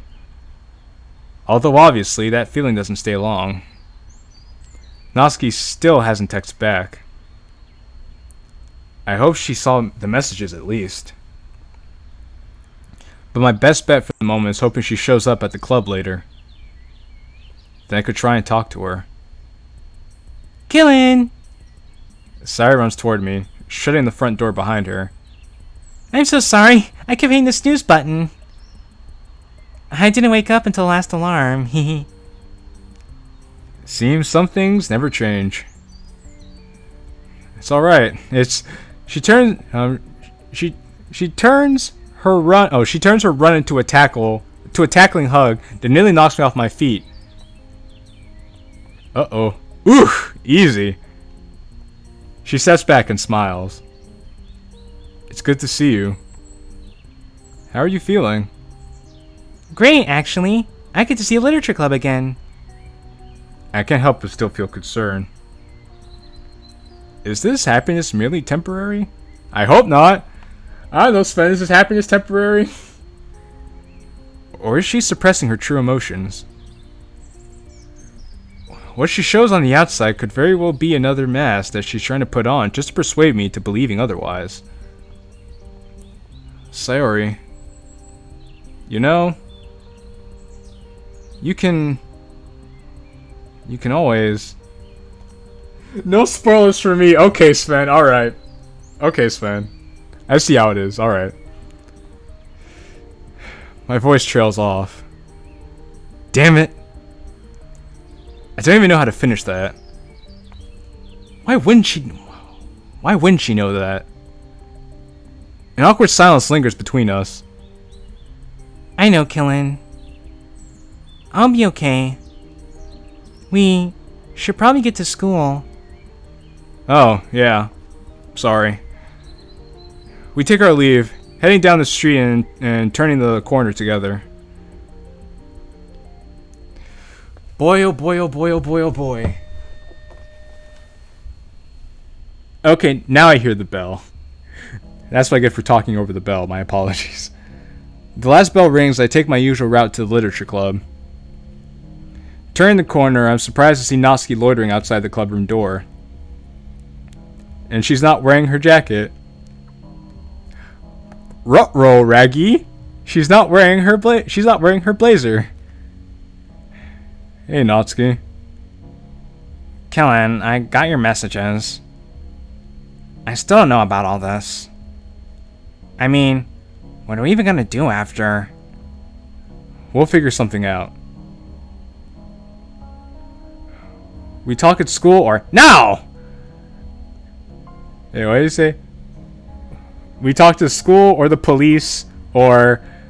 And she says no. She speaks in a hushed tone. We can't get the police involved. She paused before glancing away and down her feet. My dad works for the police. You're like... Gasp! Plot twist! I'm... not 18 yet. Oh, so now she's underage. Okay, so that means... I know, okay, Sven, I know what that means, since you did that. Because I remember what happened in the original exit music. If we go to the police, I can get sent straight back to him. I don't want... That doesn't sound right. No, it doesn't. But crazier things have happened in this world, you know? Unfortunately. Yep, there's no not safe work scenes in this one. Yeah, because I remember the original exit music, and I was like, oh, okay then, all right. This is where we're heading here. But since you said that, I'm like, okay, NSFW deconfirmed. Cool.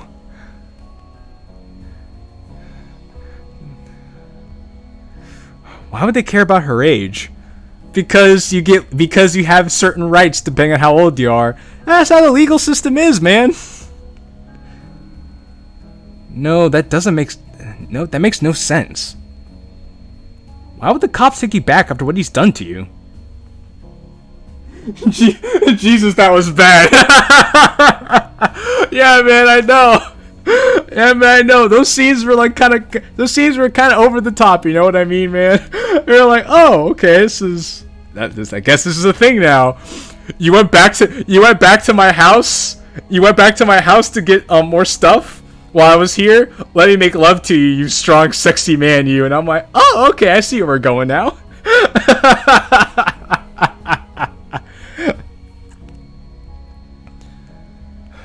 Natsuki, please, think this through. Hey, like I said, crazier things have happened, man. Crazier things have happened.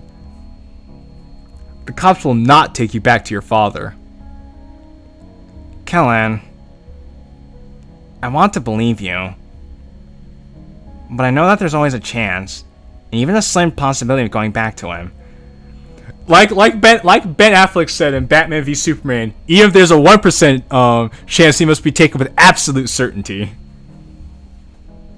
Sudden internet interruption, had to reboot. It's all good in case you're in the last one I've been. Actually, I was curious where you've been. I was wondering what happened to you, Finn, but okay. Welcome back, Finn. I'm glad you're here, buddy. After that, I can't, okay? Which is fair. I totally respect how Natsuki feels right now. I hesitate for a second. I'm not convinced. This doesn't sound right at all. But you should respect your feelings and act accordingly. But since we've got no safer alternatives, I'll have to go along with it. And then you also need to help. You also need to get the other girls involved to help you out. In my opinion, find a time that you could talk to Monica and Sayori and Yuri, and probably they could offer some solutions, or at least help support Natsuki in the short term. Okay. When is your birthday, by the way? When is your birthday anyway? I'm honestly shocked I never asked before. Here I am, inviting this girl to stay with me for an indefinite time, and I don't even know her birthday. Sorry about that signal being really whack lately. Hey man, it happens, Finn. It happens. 5th of November. So, about a month. Give or take a few days. Actually, yeah, about a month, give or take a few days at the time that this is released. I see. I could just wait until then, too. Natsuki, another month there is another month he could hurt you. And I can't sit back and watch that happen. I refuse. I pause to take a breath. A month away. It'd be easier to hide out. It'd be easier to just hide out until then. We can manage that. I know we can. Well, as long as nothing bad happens, like in the original exit music. Then, as soon as your birthday comes around, Jesus, Kellen. I don't know. It works, but a month? It's better than staying there. I guess so. You gotta understand, this isn't easy for me. Of course not. No one expects this to be easy for you. This is easy for no party involved. But what are your alternatives, eh? What are you gonna do? She swallows and winces, her hands caressing and brushing the hem of her skirt. Yeah, I'll do it. Well, that's good. It's gonna be okay, Natsuki. Hey, what happened to your blazer? Long story. I nod in understanding. The sound of Sayori's distinctive laughter catches our attention. Natsuki sighs and turns her focus to the clubroom door. Damn it, almost forgot. The actual club. Aha. Yeah. I said that because it sounded natural, but that's actually what he said. Trying to push my fears to the back of my mind, we finally head into the clubroom. I glance inside the clubroom. To my surprise, I see Yuri and Natsuki sitting together. Though Yuri looks pretty fed up. Yuri looks like, "Could you please just leave me alone, Sayori? I don't want to talk to you anymore." They've got themselves in the spot against the wall, deep in conversation. I don't think they've noticed our arrival. I really want to know if they're talking about but I can already guess. I gently cough to get their attention. Oh, Killen. How long have you been there? Just arrived. Everything okay? Sayori looks over at Yuri, who's gone back to her usual spot by the corner. Yeah, everything's good. Natsuki waves at Sayori, heading toward the closet door. I lower my voice. You sure? Yes. Are you still gonna? Yes. Just let me handle it, okay? I really do appreciate the worry, but I have to talk to Natsuki and Monica about it. What about me? What about me? The abrupt arrival of Monica catches us off guard, especially with how it seems she's been listening to the conversation. Huh. Well, okay then. It makes me wonder how long she's been waiting to butt in. Yeah, about that. Sayori, Kellen, can we talk? I can't get a read on her. I don't know if she's annoyed or worried. She's pretty worried at this point and wondering just what the heck is going on with our club members. Starting with the both of you, because she wants to know what happened to you both on the day of the festival. And now I guess Sayori's gonna be forced to talk about it. Both. Probably both. Actually, Monica, I think it'd be easier to just address it now. Natsuki's head perks up from her manga. I motion for her to come over. She gets up and rejoins the rest of us, silently but filled with anticipation. Also, I like the fact that you made edited the new sprites with Natsuki without her blazer on. Pretty cool. Alright, what's going on? Are you okay? Well, Sayori raised her hand up to silence me. Yeah, man, why are you speaking? This is Sayori's time. Let Sayori talk. She can handle herself. Monica, I'm really sorry for ruining the festival. I know how important it was to you, and... Sayori pauses. I can see her trying to compose herself. Here comes that girl. I did something really bad. Something I shouldn't have done.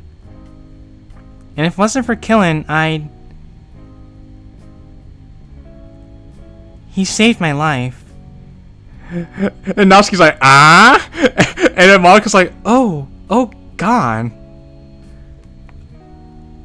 I sure didn't expect Sayori to put it that bluntly.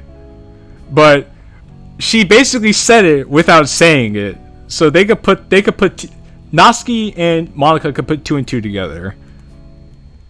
I'm simultaneously impressed with her and worried about how she's handling this. Monica, on the other hand, is bewildered. Saved your life? And Monica's like, oh God, or oh glob. For you, Finn. That's for you, Finn. She stops mid-sentence and blinks. Oh my God. Sayori. I'm really sorry. Sayori, there's nothing to be sorry for. I'm sorry for even... I didn't realize that. She stands shocked by Sayori's admission. Natsuki walks away as if in a daze and collapses on the desk by the closet. Yuri quietly makes her way over to Natsuki, kneeling down beside her. I need to check on her. Listen, Sayori, we're here for you. All of us. Monica trails off and looks away, stumbling over her words. It's the first time I've seen her truly speechless. Well, duh. That was a big bomb. That was a big bombshell Sayori just dropped on everybody. After a few seconds, she's able to respond properly. I don't mean to put this aside. Just, for the time being, We should probably resume our club activities. She faces Sayori directly. But if you need to talk at all, I'm here, okay? Okay. Oh, I'll be okay. But thank you. Sayori gives Monica a quick hug and heads to her seat. Yo, like I said, man, get ready for the feels. I'm starting to have some feelings myself here. As Sayori passes me, I feel her hand brush against mine. Uh-oh.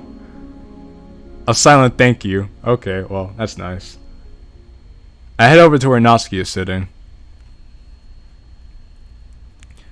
Yuri stands up and heads over to Sayori, nodding to me as she leaves. It's only right that I realize that Yuri wasn't there for what Sayori said. Then again, I think it'd be better for her to be told face to face anyway.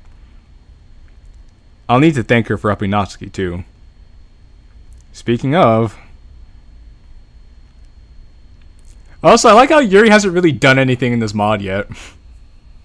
Hopefully Yuri gets some like screen time in this mod, really, or some speech time because she has been seen. Hopefully Yuri gets to actually do something. Everything happening with her home life would be enough to send anyone past the brink. Now she's found out what happened to Sayori. Yes, she seems so calm. Well, she's processing everything, man. What do you expect? She just found out that one of her closest friends and club members was about to stop living. That takes some processing to do. It's almost eerie how little emotion she displays. The fact she has to hide her emotions like this for so long is gut-wrenching. I just hope things can be made right. Well, we'll see. Yeah, that's right. You even did this scene with her without a blazer on. I don't even want to know how long it took you guys to be able to do this. Oh, she does, both soon and much later on. Can't say how much I'll spoil, but Yuri gets her due, don't worry. Okay, thank you, Sven. That's all I wanted to know. All I want to know if just Yuri was involved with the story, but thank you for letting me know. That's all I needed to hear. Natsuki and I quietly head to the closet and take our spot under the windowsill. I carefully withdraw the Parfait Girls volume from my bag. So, where were we last? Jeez. Natsuki, are you not even going to talk about what happened? Maybe she doesn't want to think about it. Did you think about that, man? More behind the scenes, but yes, she's involved. Okay. Oh, okay. Alright. Alright, well, thank you for clearing that up. She looks over to Sayori, who's quietly writing in a notebook and chatting with Yuri. I sigh deeply. Listen. I'm sorry that you were one of the last ones to find out. She wanted to own it, I guess. Tell people herself. I guess when all else fails, taking control is the best thing you can do. I can understand that. I'm glad she's feeling better. I mean, I don't think I could even begin to imagine how worried you are right now. I pause, looking right into her eyes and sigh. Then I tell her the truth. I don't think a day's gone by where I haven't had some kind of anxiety breakdown. I'm terrified where I wasn't before. Seeing her here, though, it helps. Not closes her eyes and exhales. Crap. I'm sorry for bringing it up. Don't be sorry. I mean, it's been an elephant in a room for what? The past week now? And now we're thinking about, not only have we had to deal with Sayori's problems for almost a week, now we have to worry about you too. We just have a lot going on right now. A lot of drama for a mere high school student to handle. No, it's fine. I'm fine. No, you're not. You're not fine. You sure as hell don't sound fine to me. You do realize you could tell me the truth, right? I already did. And I already regret it. No. No, I'm not having any of that. In order for this to work, we both need to trust each other. It's not just a one-way street, understand? I was open to you about my dad. You need to be open with me about whatever issues you have. Yeah. Thanks. Even in this nice moment, I'm dragged back into reality. But my main concern right now is getting you out of that house. Hey, we'll talk about that later. Right now... She points to the manga I've been holding for the past while, my grip showing more creases on the front page. Manga? Yeah. Natsuki sighs. She's like, look, we can talk about that serious stuff later. Right now, I just want to have this moment between us. Yeah, it's a lot of drama for a high school student, especially one who's already showing signs of anxiety and post-traumatic stress. Yeah, yes indeed, Sven. It's no wonder MC just full on has a mental collapse at the end of the story. I can't say I blame him. This is a lot. This situation here is a lot for anyone to handle, let alone a high school student who's barely reached maturity yet. Your brain hasn't even finished developing yet, and you have to juggle all of these emotional sort of issues while neglecting your own, which only exacerbates the issues at hand here. Moving on. Page 29, right? I think so, yeah. We quickly pick up where we left off. Well, that's nice, I guess. Cool. Before we know it, a whole hour has passed. I can't tell if that was the shortest or longest one of my life. We must have only gotten through 4 or 5 pages. Really? What were you doing the whole time? Neither of us could really focus. Oh, well, that's fair. That's fair. Constantly glancing back and forth at each other.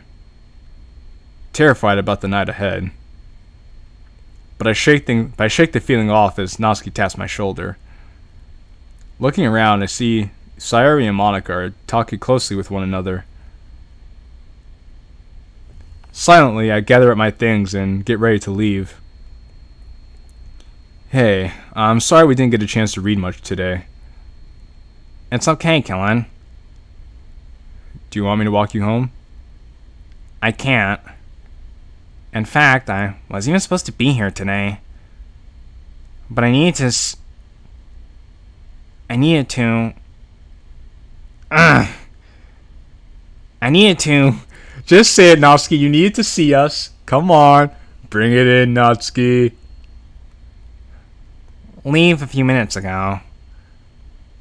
You'll be... over later? Yeah. Get your things ready.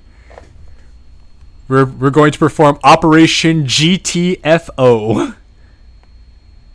I'll give you a call. Alright. She nervously looks away. You know, I know a perfect song for this occasion, too. Hey, you'll be okay. I'll be waiting for you. She lets go, and I watch her bolt out of the door in a half sprint. I notice Sayori giving a quick goodbye to Monica before falling through the door. I stare down into the black abyss of my half-open bag. My vision starts to go fuzzy. The abyss is staring back! Oh no! A seeking feeling squeezes my lungs. My hand finds the corner of my desk and grips it for dear life. I stave it off with a mental mantra. Everything will be okay. It'll be okay soon. Everything will be okay. It'll be okay soon. I am one with the Force. The Force is with me. Killing? You're not the type to start conversations, especially with me. So seeing her taking the initiative here is a bit odd, but I don't question her for now. See, that just goes to show how messed up you are right now, that Yuri has to come out of her shell to talk to you. Also, I just noticed, that's China over there. Very weird thing to point out, but I looked over, I was like, huh. Anyway. I didn't mean to startle you. Oh, don't worry, you didn't. I was just trying to, not have a panic attack again. You know what? Never mind. What's up? Well, I was just wondering if you would like to walk home together. Oh. I just noticed how Sarah and you walk home a lot, and was wondering if you want to, since you know. Even if it's all coming from her, I actually appreciate the sentiment right about now. Very odd that Yuri just wants to walk home with us. He says, Cyrus not here. Now's my chance to walk home with him. I just hope, you know what? It sounds like Sven and Retro Team, it sounds like you guys are better than this. It sounds like you guys are better than this. So I'm going to say that I hope this Yuri doesn't pull a Yuri from original Exit music. And I know you guys are better than this, so this is probably not going to happen. Oh, there's a reason? Oh, okay. Okay. I really don't want to walk home alone. Not right now. Well, all I'm saying, Sven, is that this Yuri better not end up like the original Exit music Yuri. That's all I'm going to say. Sure. That'd be nice, actually. Yuri gives the tiniest of smiles, still avoiding direct eye contact. Oh, great. Let me pick up my things. She grabs her black bag and heads toward the door. You don't find out until later. Damn it, Sven! Darn you to heck, Sven! JK, Sven, you're great. She doesn't acknowledge us. We head towards the school doors. So, an uncomfortable silence. Sorry, I didn't really know what to talk about. Maybe we should discuss it later. Maybe we should have discussed earlier. Great. It's about the last thing I want to bring up. I'd rather not. Too soon? Yeah. I'm sorry. No, it's fine. I just don't want to talk about it right now. That's understandable. I was just concerned as to how Sayori is feeling. Oh, I think she's doing better now that she's out. Now that it's out there. I saw it. I say as she seems to drift back into another one of her daydreams. The both of us continuing our walk in silence. As we exit the school, my eyes rest on the fountain. Memories of yesterday come crawling back, and the weight of my task looms ahead. If I could only just let it out. I shake my head. No, Natsuki wants us kept quiet. And there's no way I could ever explain all this to Yuri. Well, there's a way you could explain it, but you want to respect Natsuki's situation, which is totally understandable. I have no idea how she respond anyways. I don't really know how she respond to much at all. It's only just now I realize how little I know about her. That even with all this time to socialize, we barely talked. Okay, see, I'm glad we're bringing this up now. Point of view, MC is actually a hit, man. MC has his mark. He's gonna go do some population reduction. Yes, man, I'm gonna tell you something. It's funny because I had a history teacher who used to be an ex-sniper for the Marines, for the U.S. Marines, and he liked to call himself a population reduction specialist. So yeah. Yeah. So yeah, you brought that to mind. That was pretty funny. And she looks at me with concern. So I should say something already. You're a very mysterious person, you know. Eh? Oh. Do you think that's a bad thing? I mean, not really. I just don't know. I just don't really know what you like beyond horror novels and tea. I suppose it's purely my fault for not reaching out to you. Well, not really. I like to keep myself fairly secluded. That includes my personal life and any hobbies I take part in. Even my friends like Sari don't know much about me out of school, and that is deliberate. What? Sari and Yuri have been talking to each other for ages. Last I heard from Sari, they even tried becoming pen pals. Although I don't think that worked out too well, considering hardly anyone knows where Yuri lives and all. But still, the fact that you've been this close to and Yuri is still so secretive. Before I know it, I'm now the one being pulled out of the daydream as Yuri speaks up. I just feel safer being alone. If that makes any sense. No, it makes a lot of sense, Yuri, because if you're alone, nobody can hurt you. And you know what, Sven? Okay, I'm seeing it now. I see what you're saying now, because now we get a chance to learn more about Yuri in this universe. Okay. I like this. Though I still find it interesting that Yuri, the one who says she likes to be alone and secluded, went out of her way to offer to walk home with the MC.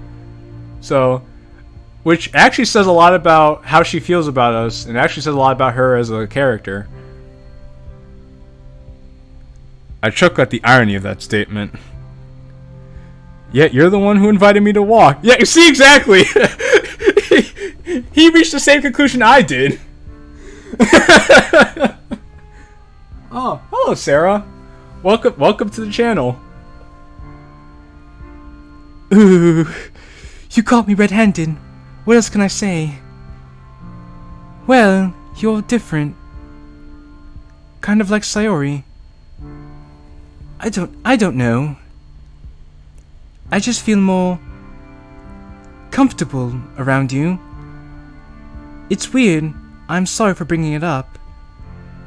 No, it's fine. I just feel I can let my guard down more when you're around. I like that. Oh, okay.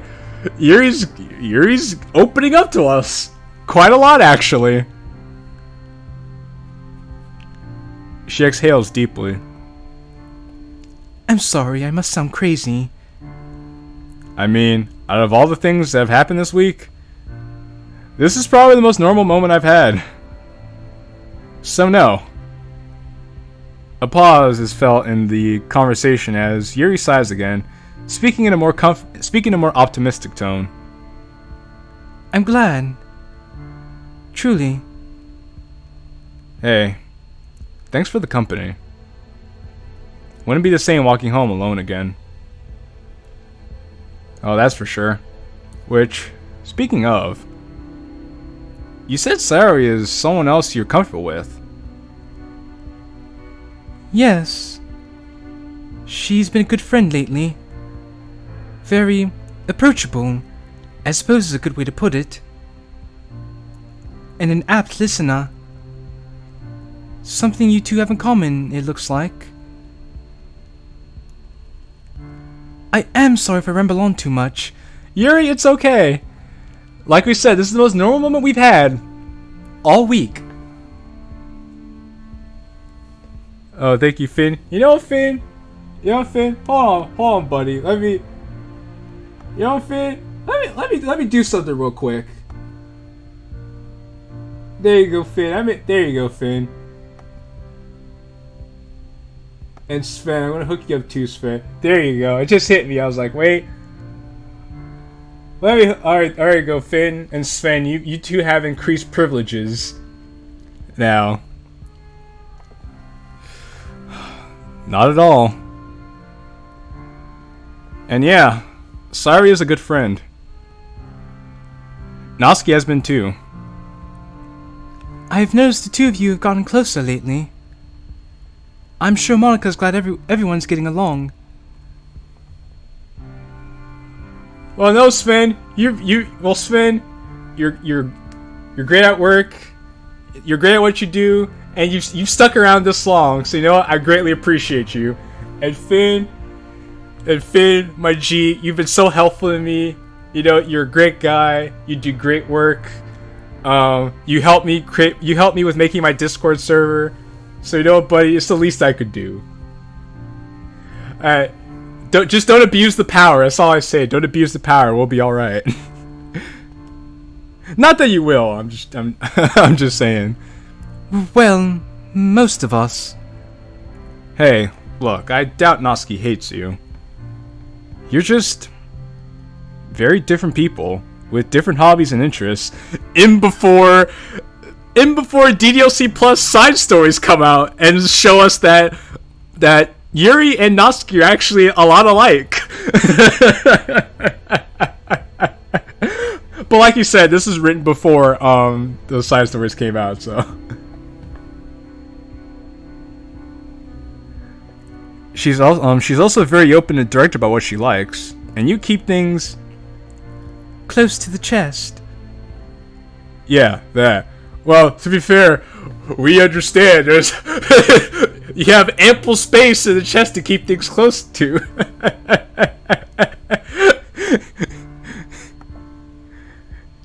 Yuri sighs.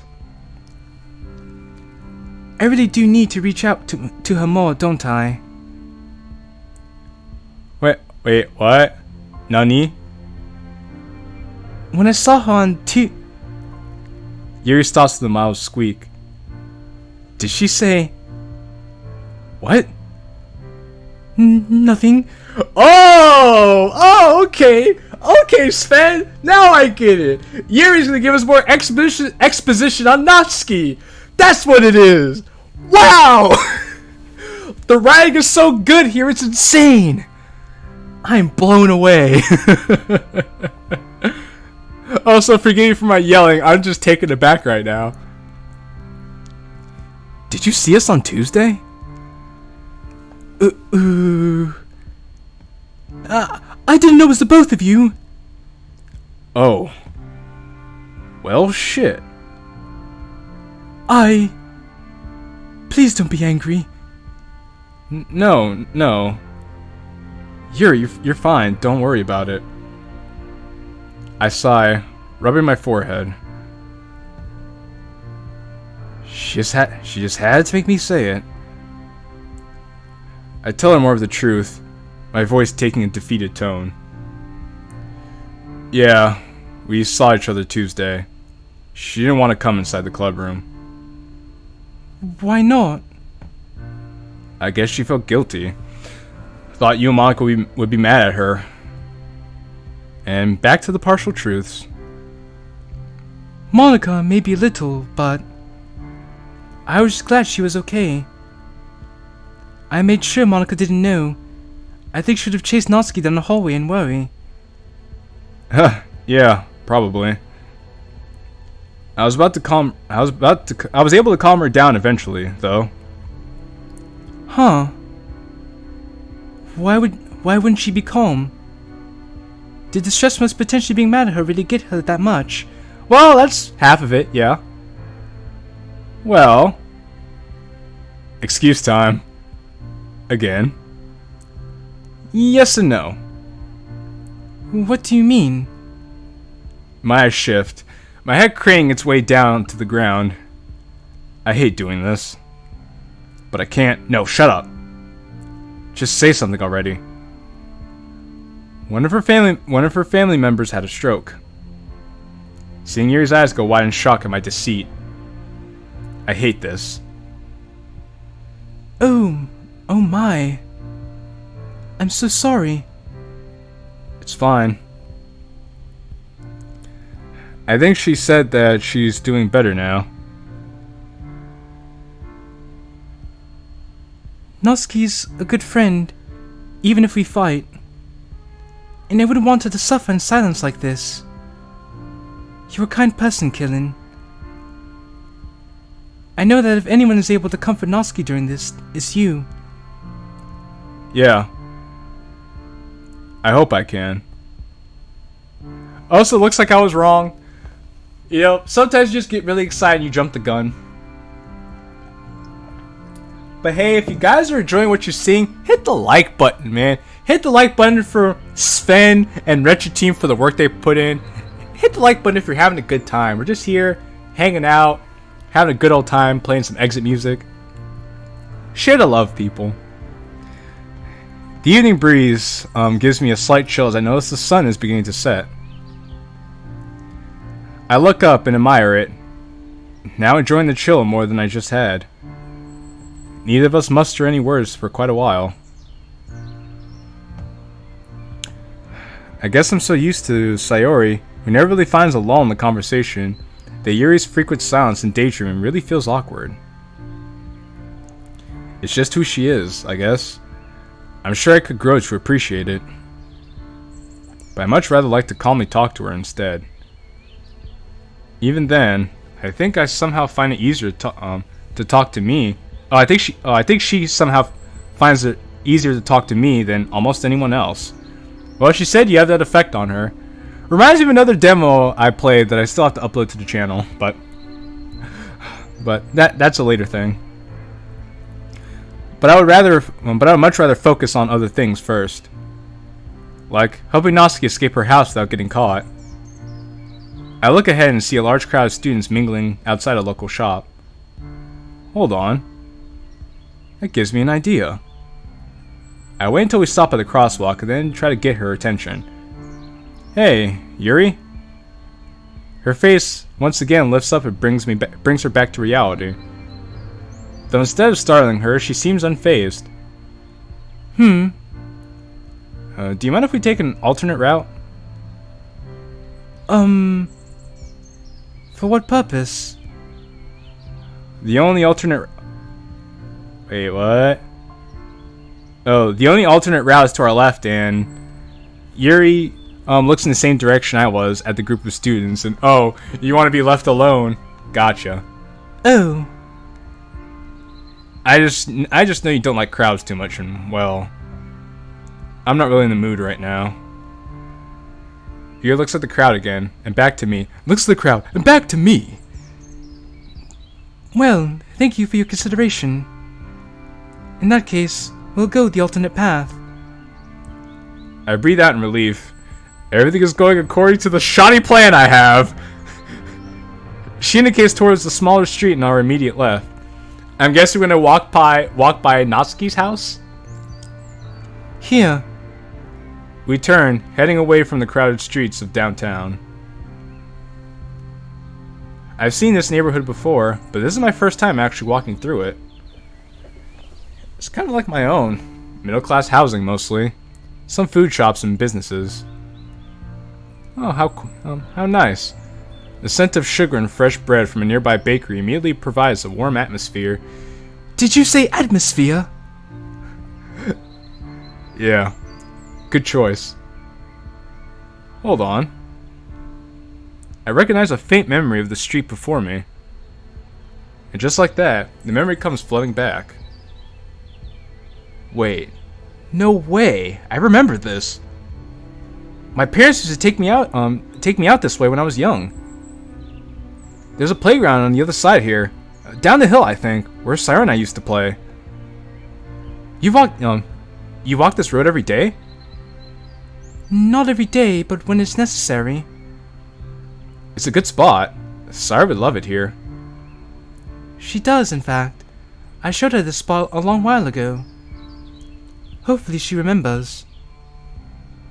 Oh, that's nice. Yuri and Sarah talk to each other. I begin to smile, remembering the various things Sarah and I got up to down here. I remember one day we had gotten into a lot of trouble for staying out too late. We didn't have a watch. I lightly chuckle at the memory. Sounds like better times. I then get taken out of my fantasy as I hear a giggle coming from my left. I take it you're enjoying the walk. Yeah, actually. It's much nicer than I thought it was going to be. Oh? Did you not think it was going to be nice? Oh, god dang it. That's not what I meant, Yuri. What? No. Well, I mean, Yes. I sighed for what feels like the millionth time today. Me and my big mouth. Yuri lets a small grin. Yuri lets a small grin shine through her otherwise neutral expression. You know what I mean. Yes, more than you think. I always enjoy going the scenic route, especially down here. Oh, by the way, the playground you mentioned is over there, down that other road. I turned my head ever so slightly to see exactly how I remembered it. It's almost as if it was trapped in that moment in time, never aging past the last time I saw it. Wow, that's a blast from the past. Oh, that was a nice little smile they gave Yuri. I'm glad you're enjoying yourself this much. Me too. Come to think of it, how are your walks home usually? Well, they're alright. They're made a whole lot better when I'm walking with Sayori.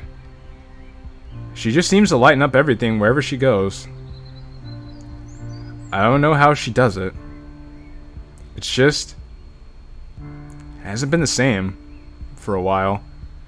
Yo, Finn, what do you think? Everyone's giving glowing remarks to your girl Sayori. Should make you a happy. That should make you a happy Diamond Knight. Things are changing so fast. Sarah and I were close friends. And Asuka and I got really close too. But now Sayori is, you know. And Natsuki has her own problems. It's like life slammed on the gas pedal and I'm just along for the ride. Which is actually a very good metaphor. Well, actually this case is a simile, but I like the analogy though. Walking home alone used to clear my head. Now from the events of just 1 week, I don't know.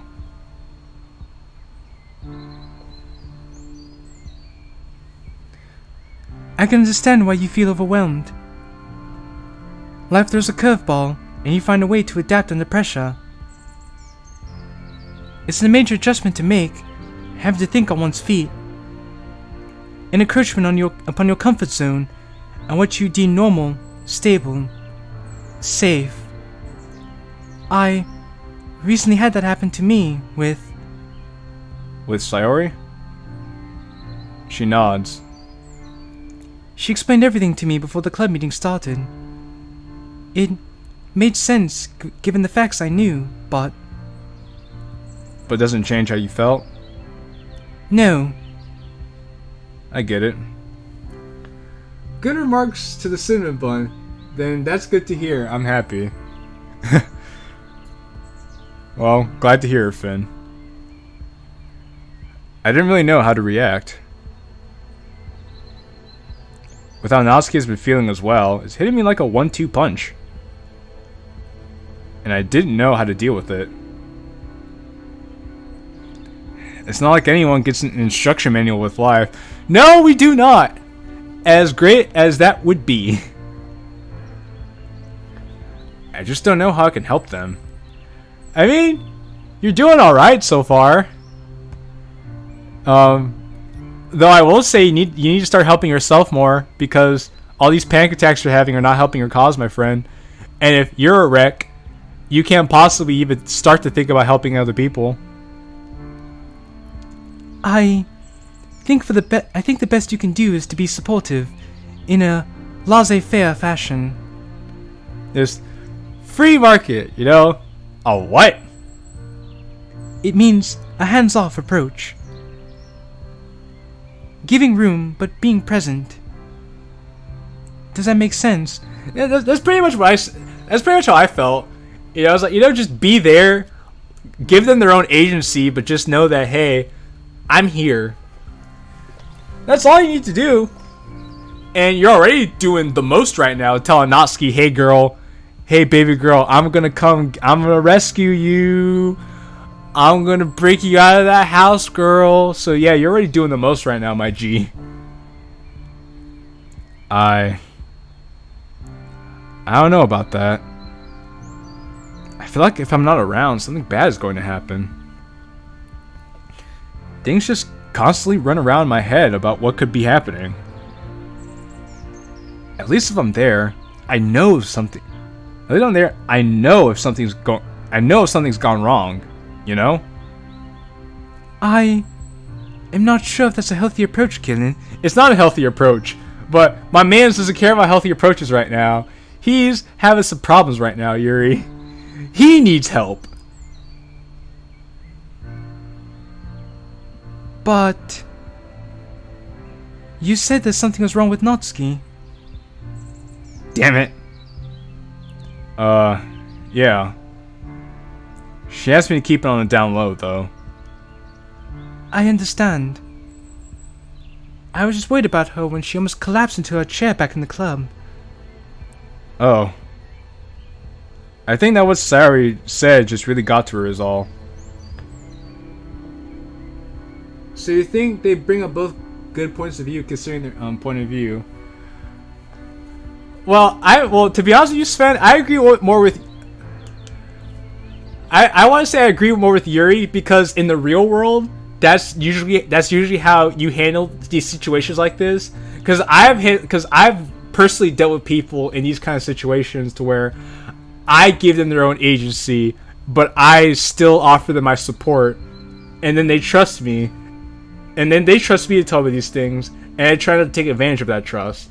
That's what happened here with Sari and Natsuki. So I could relate to the MC in that aspect. I also can relate to the MC in the aspect of he wants to be there for them as best he can. But the problem is I don't want him to start developing a savior complex and then have that feed into his own mental issues that he's developing right now. Because like you said, he's dealing with post-traumatic stress and anxiety. And now he's starting to develop a savior complex, which only worsen his own problems. So I don't like the sense that I don't like him making things harder for himself than he needs to. So I'm not a big fan of that. But I like the fact that he cares enough about the girls to want to be involved in their lives. And I also agree with Yuri bit on her laissez-faire approach because that's how I've done things in the past. And that has worked for me in my experience. So seeing the story unfold the way you've written it, you know, it hits home to me personally. But in a good way though, because like I said so far, the story is pretty well written. And I like the work that you guys have put into the story so far. So I hope that answers your question.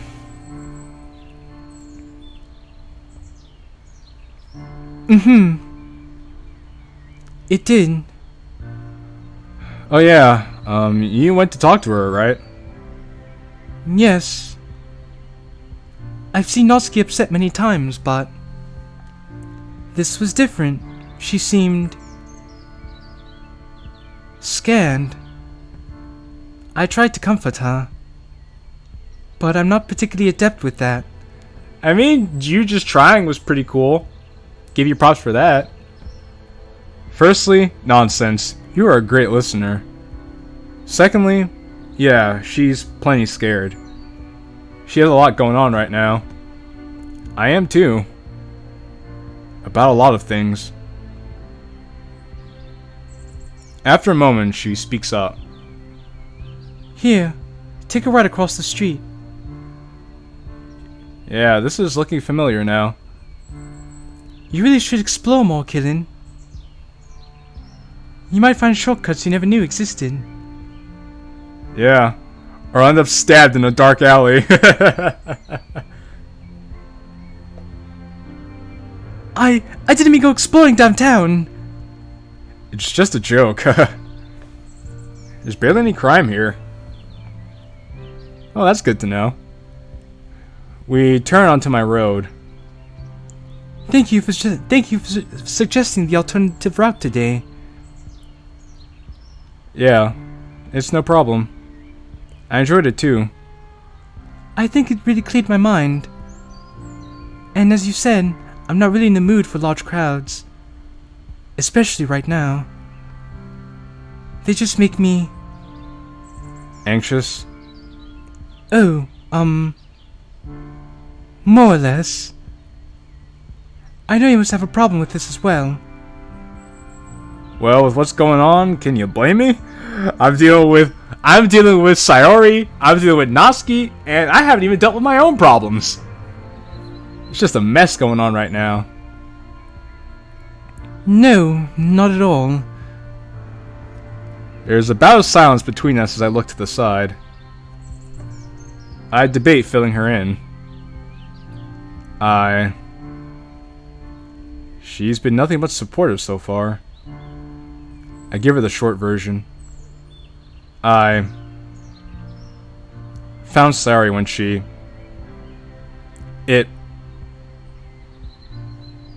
I take a deep breath of focus. It really messed with me. That's all I really want to say right now. Oh. I'm so sorry, Killin. She didn't tell me it was you. That explains a lot. Are you doing alright now? No. No, I'm not, Yuri. I need help. That must have been extremely traumatic. Don't worry about it. I'm okay. No, I'm not. I need help. As I notice my house getting closer, I start to walk a little sooner. I start to walk a little slower. I've got a while yet before I need to go to Knott's, so I might as well try to talk to Yuri a little more. Yo, how far does Yuri live from our place? That's what I'm starting. That's what I'm curious about. Cause it's getting dark. Yuri needs to go back to her place. I hope Yuri doesn't live far from us. Well, this is my place. Ah, I see. Well, this was nice. Yeah, it was. Again, thank you for the alternative route. I quite enjoyed it. Me too. MC needs so much fucking help.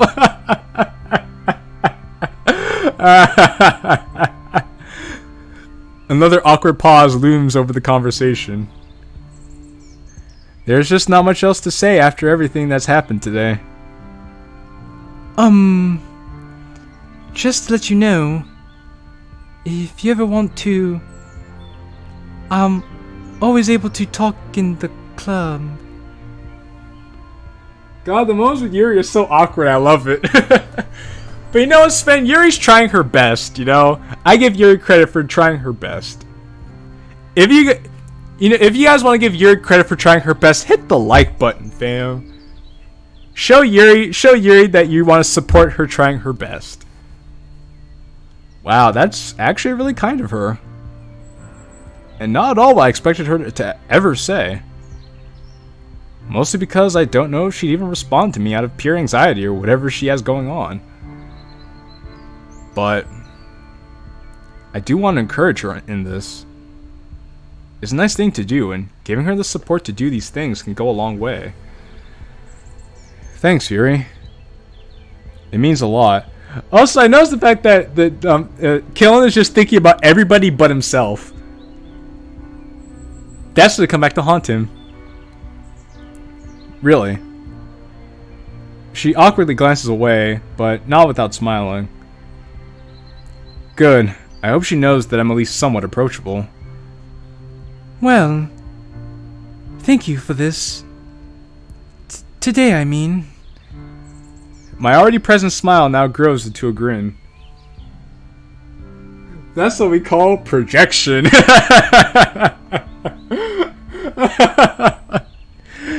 Yo, Sven, you're on top of these things with the comments and everything. I appreciate you, Sven. Hey, it's nothing. It's getting late. My apologies, but I must go now. My people need me. No, you're good. Have a nice day. Well, it should be have a nice evening, because, you know, it's dusk. But okay. Yuri sighs. You too. She looks away, taking one last look back at me and then into a speed walk down the road. I hope she doesn't look far. That's what I said earlier. She is right after all. It is getting dark. Speaking of getting dark, walking with Yuri was cathartic, avoiding the time I'd otherwise be fretting with mild panic. But that doesn't change what's about to happen. We're going to perform Operation GTFO. I should start getting ready. MZ has that wishing people good night at 11 a.m. energy. Damn, son. Damn, son. Okay, I see you, Sven. I kick off my school clothes and toss them into the corner. I wash them and iron them later. I don the clothes I prepared yesterday. Black hoodie, jeans, shirt, shoes. Bandana too, but I shouldn't need that. Christ, I look like a home invader. Well, I mean, that's kind of what you're going for, right? You are invading a home, but instead of going in the home, you're getting somebody out of the home. Isn't that exactly what I'm doing? Hey. I'm practically writing this mod itself at this point. Shut up, brain. I take a deep breath. Here's hoping that this isn't a complete disaster. I've been messaging her since I got back home with no answer. And part of me thinks I should call it off. But I can't let her stay there. All questions of doubt are basically at the back of my mind. Her safety is my only concern right now. Glob knows I've not been very lucky lately, but I just have to make do with what I have and hope things go well. I take another breath. Here we go. I message Noski for my departure and head out the door. In this dirty old part of the city, where the sun is used to shine, where make no use in trying. Hey. The bus is oddly silent this time. The bus is oddly silent this evening. Good enough for me, I suppose. Less people to see me. I feel like I'm committing a crime. I should focus on my breathing for now. I rest my palms in my hands. I rest my face in my palms. With all that's happened in the past couple days, I needed a moment like this. I guess this would be the calm before the storm, wouldn't it? You couldn't put that any better, my friend. We are in the eye of the hurricane. Well, considering that my best friend almost offing herself is still before the storm. In hindsight, that train of thought doesn't exactly inspire confidence. No, it does not. That, plus the added worry of whether or not Noski's going to be alright after this. Well, we'll cross that bridge when we get there, know what I mean? I shake that thought. I shouldn't worry about that right now. I have to focus on getting her out of that place. We gotta get out of this place. If it's the last thing we ever do, we gotta get out of this place. Girl, there's a better life for me and you. Da da da da da da. And my daddy's so head tired. Watch his head's been turning gray. Oh my god. As if on cue, the bus arrives right when I get off. I love this scene coming up. I do too. It's very Metal Gear Solid-esque. Just at the bottom of the street Natsuki lives in. I sigh. I press the stop button and wait for the doors to open. It's showtime. A sense of dread washes over me as the doors creak open. Well, it's now or never. Alright, boys, let's go to work. The cold breeze grazes me as I step out of the bus. I look around my surroundings. The street is dimly lit, and there's no one in sight. These are the perfect conditions to remain unseen. Maybe luck really is on my side after all. This is the place. I shiver. I can't believe I'm actually doing this. I must be crazy. You're a lot of things right now, buddy, but let's not talk about that right now. I get closer to the door and open the windows to see if anyone is inside. Nothing. I take a look at the front door, and then my eyes are drawn toward the car parked out front. It must be his. It's old, but the design hints that it was worth a substantial amount. At least, as far as I could tell, I've never really been interested in cars. I remember in the original Exit music that the dad drove like a sports car or something. But that doesn't matter. Now all I know is I have another thing to worry about. I quickly pull out my phone and give her a call. Just as I dial out, I feel something pulse right by my foot. Noski's phone. He threw Noski's phone out the window. I appear to take a look and see what is undoubtedly her phone. Or was. I flip the phone over. A web of cracks span across the screen. I love this music, by the way. Judging by the height from the window above, I had a strong hunch of where it came from. Dad's thinking about me owning a Volvo in this one. Damn, son. Shit. But why? It must be for some twisted penance for attendance on the club today. Most likely. And the broken phone raises yet another issue. How am I going to reach her? How am I supposed to get Noski's attention while also alerting her father? It seems impossible, but my mind persists to try and think of a solution. I look down and see several pebbles scattered across the concrete pavement. Doing this the old-fashioned way. I could always just throw one of these at the window to try and get her attention. I pick up a pebble, but hesitate when going for a throw. I should really be having second thoughts about this. I mean, her dad may very well hear the pebbles hit the window. What's even worse is that it could be his room I'm about to chuck the pebble at. But I don't exactly have many options here. No, you don't. Gotta work with what you have. The hell with it. I have to try. I take a deep breath. I just have to be careful. I throw it with enough force to make a loud bang. Too loud. Nothing. Crap. I thought that was going to at least do something. As soon as I begin to doubt that this is going to work, I see some movement from behind the curtains. Before I even had a chance to think about it, the window swings open. And all my tension melts away. It's Natsuki. Hey yo! We look at... Oh, I get it. This is from the perspective of Natsuki's cracked phone. This is pretty dope. I like it a lot. You said Geek Squad shit on that phone. Oh, man, listen.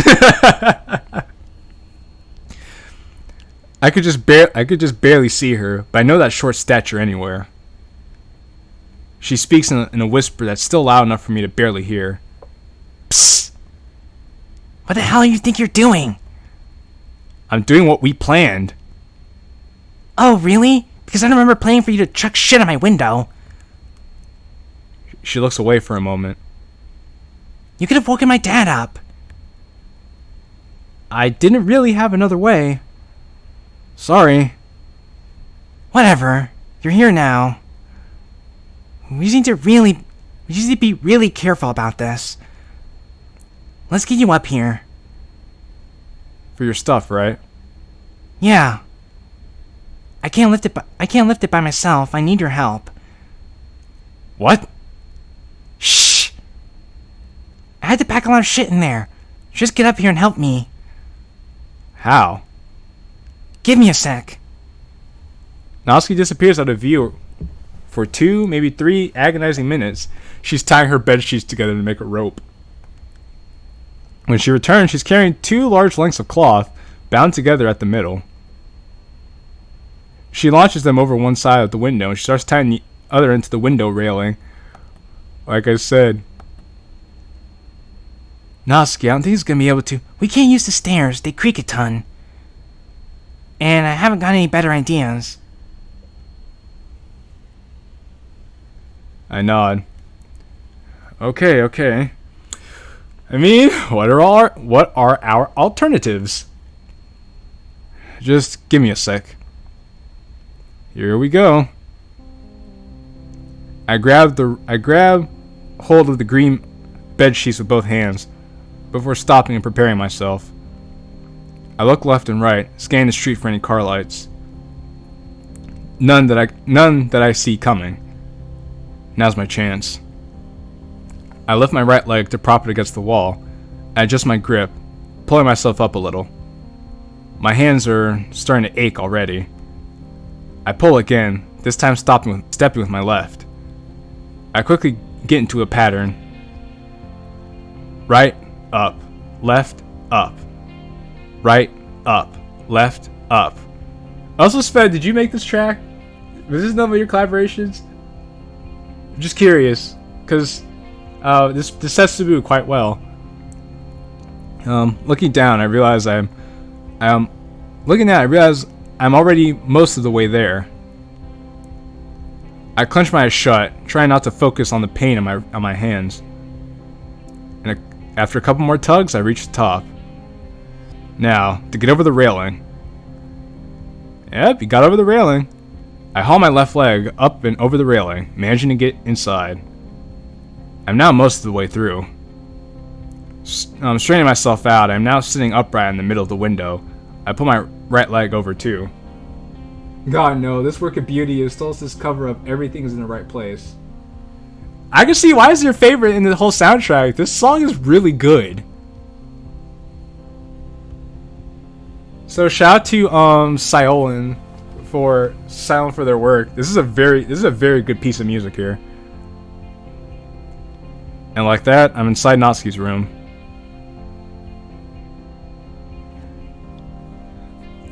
I made my arms and shoulders ache like hell, but I did it. Oh, let's look at Natsuki's room.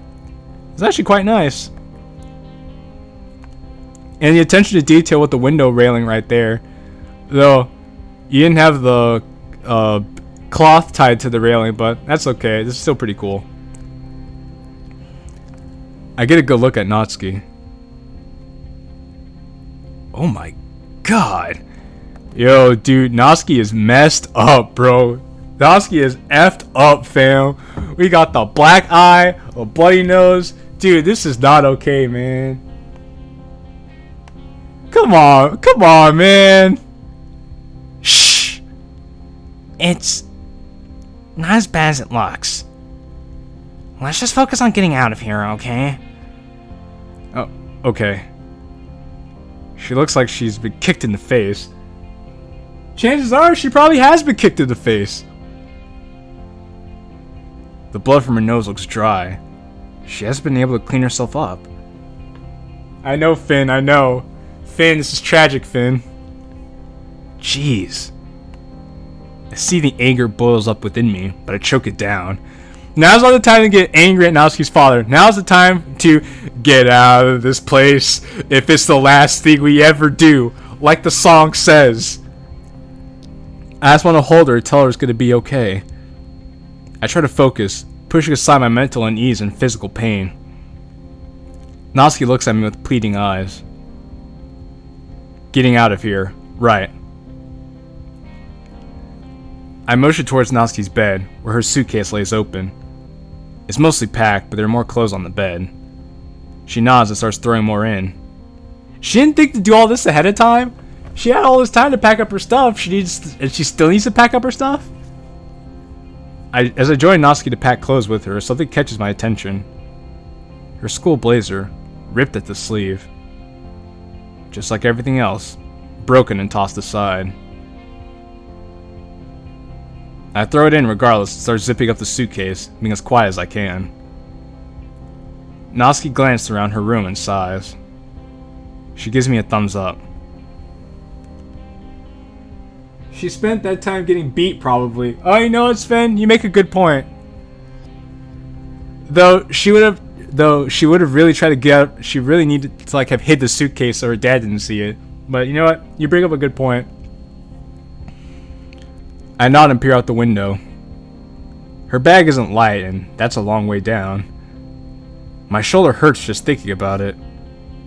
I look at Not, then down at the ground. Here's what you do, genius. You tie off the suitcase to the cloth and bring it down. She frowns for a moment. Oh, no, you can't. Oh, no, you can't. Actually, no, you can do that. It would just be a lot of work, though, because you'd have to climb down, untie it, climb back up. So, yeah, that'd be kind of annoying. She frowns for a moment, then quickly picks up a bed pillow, tossing it out the window. It's a sizable one, too. Oh. Oh, Not, you genius. Oh, that's what they're gonna do. They're gonna throw this stuff on the pillow to soften the blow, protect the stuff, and not make a lot of noise. I put the bag on the sill, looking for the pillow. Not too far from the sidewalk. If it lands on the concrete, I don't think about it. I take a second to aim and drop it. It seems to fall in slow motion. Or at least that's how it feels. But it lands on the pillow. I breathe a sigh of relief. I motion Natsuki to go.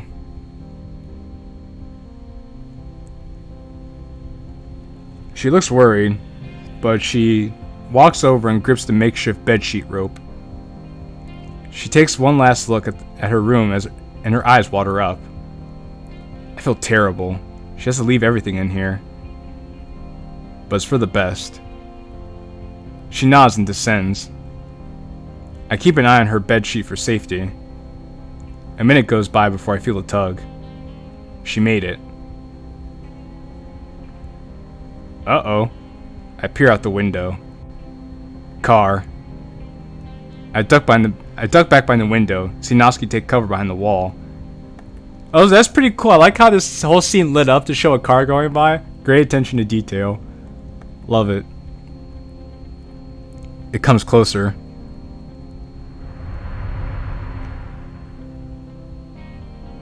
And passes by without incident. Jeez Louise. I take a deep breath. Back to amateur rappelling. I think the rope comes apart at this point, if I remember correctly. We gently lowered the suitcase down. That's what, see, Finn, that's what I thought, but clearly they had other plans. My arms are begging for mercy. I'm so close, I'm just about to... Oh, the rope doesn't come apart. He just flat out falls. That's what happens.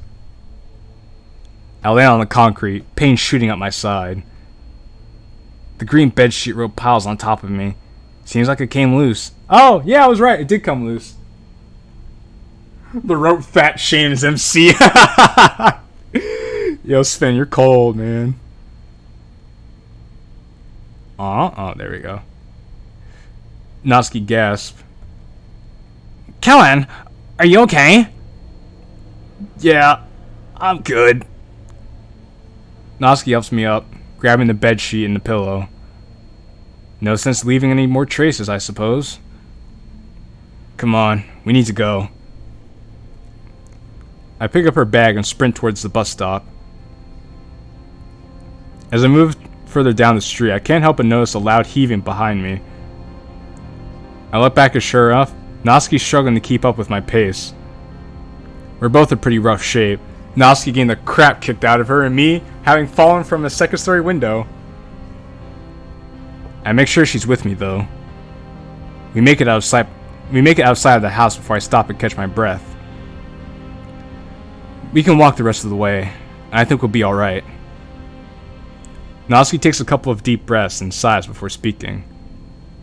Oh. Okay. Her words wheeze out as her breathing settles. She's been through so much today. I feel awful for having her leave her things behind. But she didn't have much choice. She took what she needed, and everything else could stay behind. At least the hard part is over with. She's safe. Come on. I think I know a way back to my place from here. Will it take long? About half an hour. Alright. Why don't they just take the bus home? Does the bus not stop by his house? I don't see the problem with them taking the bus home. The rope is The rope is discriminatory. We must ban rope coon. It actually takes us nearly an hour to get home. An hour of silence, save for our exhausted panting and the occasional wince whenever the stabbing pain in my shoulder spiked. With Natsuki as she was, we couldn't take the bus. Oh, okay. Well, that answers my question. No, I get it, because if they went on the bus, then they would be like, "What happened to her? Did you do something to her?" Yeah, I understand. Okay, I understand that now. Yeah, she's got a black eye for once. Why don't take the bus? They want to attract attention. Yeah. Okay. Yeah. Yes, man. I see that now. It just hit me. I was just thinking. I was coming from the point. Well, taking the bus would be easier than walking. Why don't you just do that? But I'm like, okay, well, yeah. Putting it that way, that makes perfect sense. Instead, we look for more out of the way areas. If we were walking down main roads, someone could have seen Natsuki's bruised face. It hit Natsuki too. Man, Sven. Man. Sven, you play too much, man.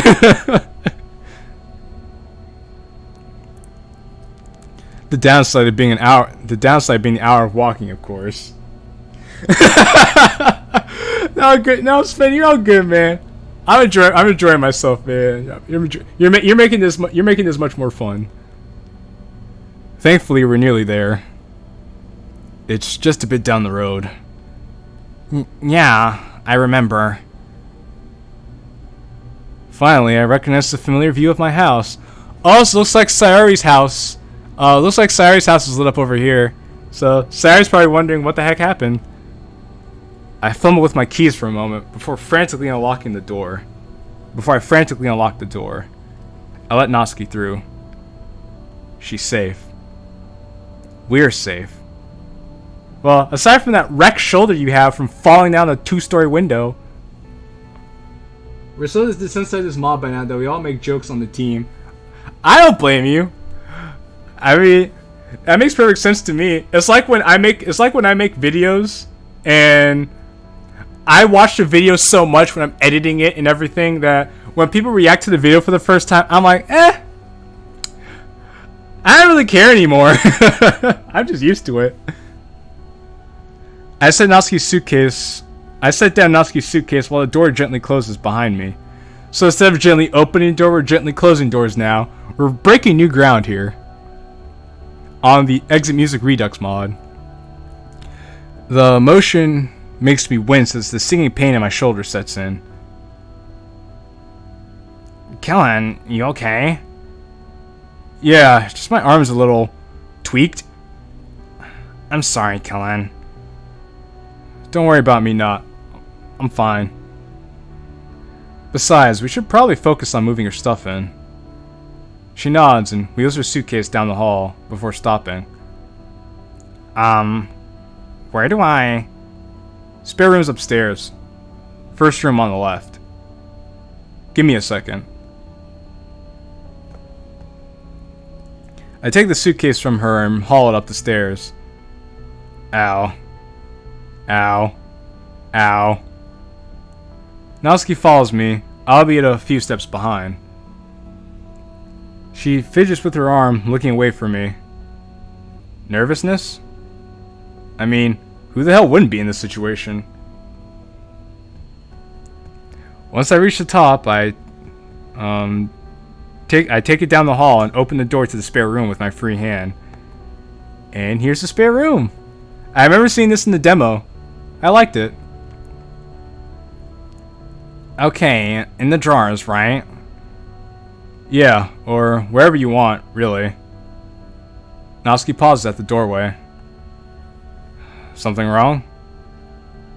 It's just shock, I guess. This is my room now. I can't go back. I can't imagine what she must be feeling right now. A lot of things. So I would say it's best for now just to give her some space. Excuse me. No doubt, she'll need time to adjust. As will I. But I'm here with you. She leans in and kisses me on the cheek. Wow. Wow, Natsuki. Then I guess given the circumstances, she probably would feel some type of way right now, so. Now, if you don't mind, I'd prefer if you didn't stare at me changing. It's nice to see her be able to crack jokes like this. She's in a better place already. Right. Sorry. I'll heat you up some soup or something. Come down whenever you're ready. There'll be some tissue paper in the bathroom so you can clean yourself up. She gives me a weak smile. Okay. Heading downstairs, I enter the kitchen and swing open one of the cupboards. I pull out a can of chicken soup. This'll have to do. I'll head to the grocery store tomorrow and pick up some things. I need to go grocery shopping, man. I put the soup in a plastic bowl and set the microwave. As I wait, I take deep breaths. Yeah, I remember Yuri and Blue Sky saying that microwaves are inferior devices to stoves. And I was like, hey dude, you're not gonna cook that on a stovetop? Wow. Strangely, I don't feel anxious. By how my week has been going right now, my heart should be on the fritz right now. But I'm oddly calm. Well, I mean, things are looking up right now, right? Natsuki's in a better place right now being with you than being at her place, and Sayori's in a better place now figuring out how to deal with her own personal issues, you know? In fact, I even feel good. Despite my aching shoulder, I got her out of that house. We planned it and pulled it off. There might be consequences later, but she's here. She's safe. We're safe. Shit! It was the microwave. I don't know how I managed to. Kalan? Oh, look at Natsuki. Wait, no. Oh, there you go. Oh, look at Natsuki with her little skirt. I guess. Oh, I kind of know what this. I know what that is. I don't know what the term for it is though. She even has a little choker. And, aside from the fact that she has a black eye, it's a cute outfit she has on. What's up, Sven? Weird shirt, Pog. I love this outfit. I love the outfit too, man. She shoots me a concerned look. You okay? Yeah. Just got a little startled, is all. Standing there for a moment, we were both dead silent. Your soup's ready. So I have a quick question for you guys before I go on. Because I know I've been playing this for probably about close to 3 hours now.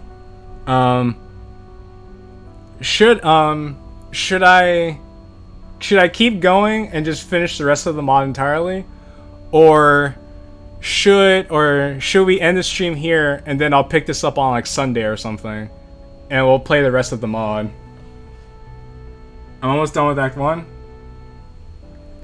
Well, cause I know this is the demo. Okay. Okay, so Sven. Okay, Sven, we'll put a pin on this. I'll finish Act 1, and then I'll finish Act 1, and then I'll come back to this. So I'll put a pin on that for now, okay? Okay. Just try not to strain yourself too much. Oh, I get it. Funny reference to, Base DDLC when Monica said that to us. Also, this probably her out of genuine concern, but also funny reference to Base DDLC. I can't help but draw my attention back to her swollen eye. For both of us. I guess the best thing we could do now is just get some rest. Good catch. Thank you. I'm very perceptive, Sven. I'm very perceptive. After all, we've got a long day tomorrow. Oh, crap. What are we gonna do about her eye for tomorrow? Not go to school? Or if Natsuki has makeup, you could get some concealer and conceal her eye? I can't go to school, Killen. Not like this. Well, like this. And not tomorrow, at least. And my worry slowly eases back in. Natsuki misses school and all this stuff? Come on, man. That's not a good look. We can figure something out. Can you? Can you really? We've gone this far already. I mean, yeah. I suppose so. We've just been winging it this whole time. Natsuki doesn't look entirely convinced, but doesn't question me either. I guess we'll just have to see how it looks tomorrow. Yes, we will. That is all we can do, actually. Yeah.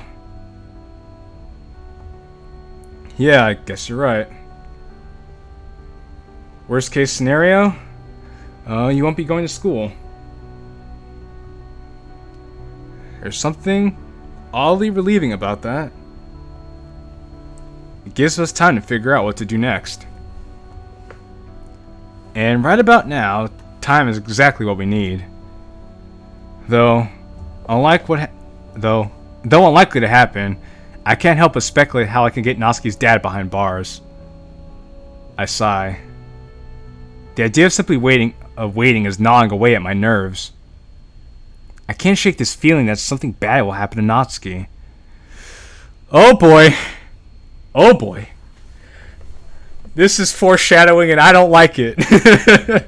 I mean, I've played the original exit music, so I know what happens to the original exit music, but I don't like this.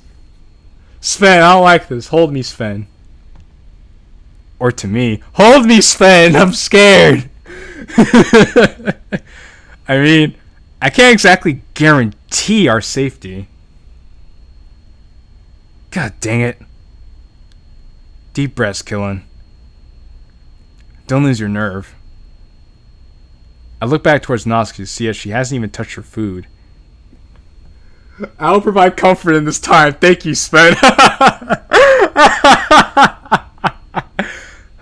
Natsuki, you should eat.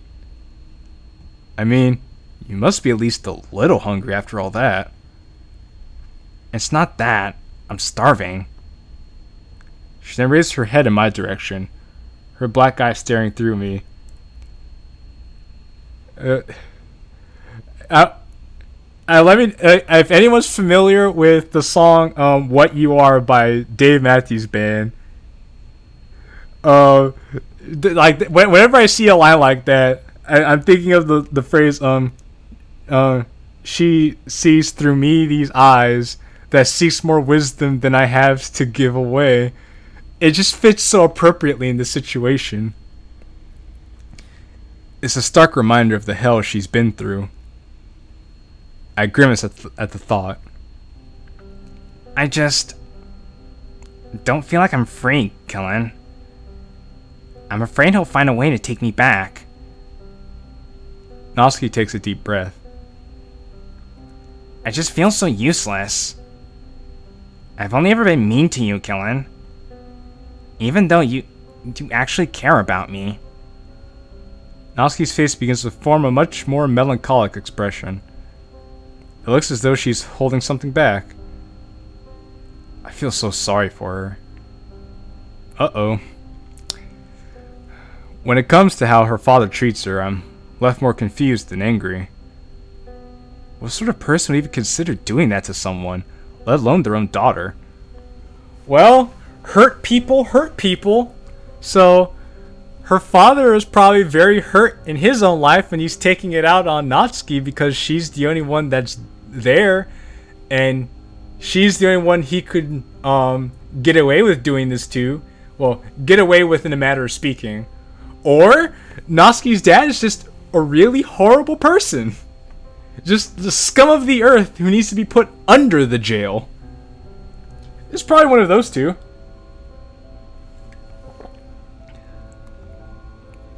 What sort of sick mindset justifies such a thing? But hey, Parfait Girls is safe. Yeah, there's that at least. That was the first manga I ever bought for myself, you know?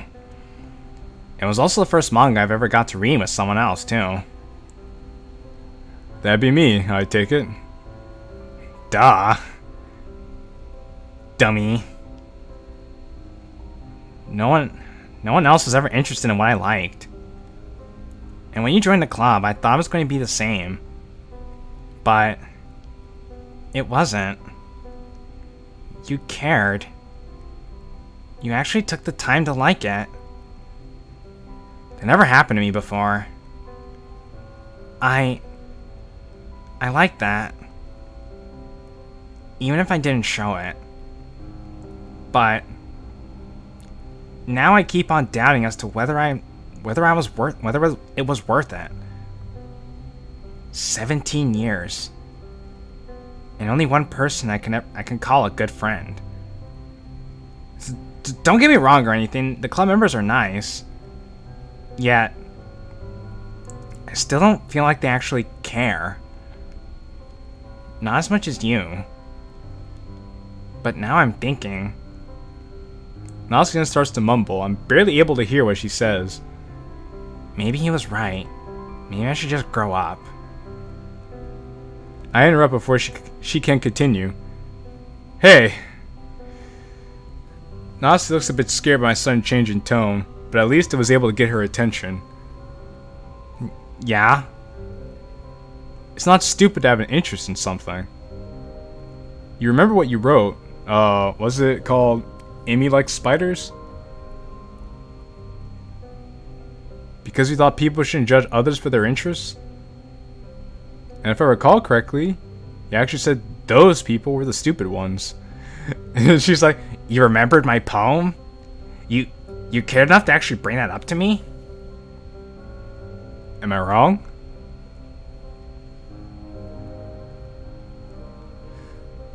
A sigh escapes me. You're a good person, Natsuki. Yet you have a unique perspective on things. It's why you and I get along.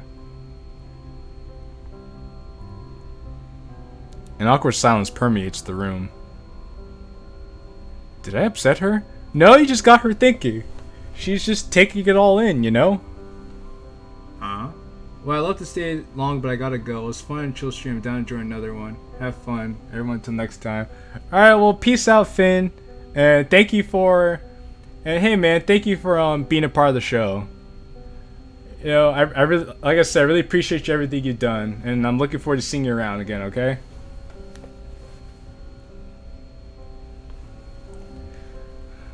I certainly hope not. Ha. Well, let me type that in the chat too.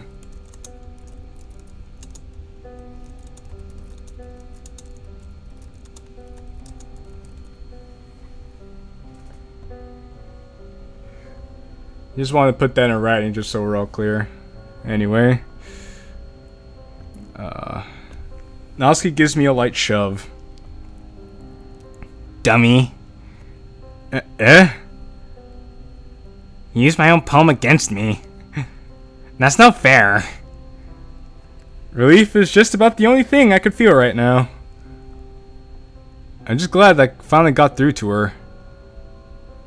Even even if it may only be for a short while. Hey, speaking of parfait girls. Yeah? Well, it's safe upstairs.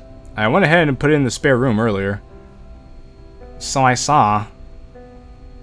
Up for continuing where we left off? She smiles faintly. Yeah. I'd like that. I'll just finish this before we do. She points toward the soup on the table that's more than likely lukewarm by now. It's okay, she'll just chug it down. She'll be good to go. Yeah, of course. I'll get a blanket and some snacks set up. That sound good? Yeah, sure.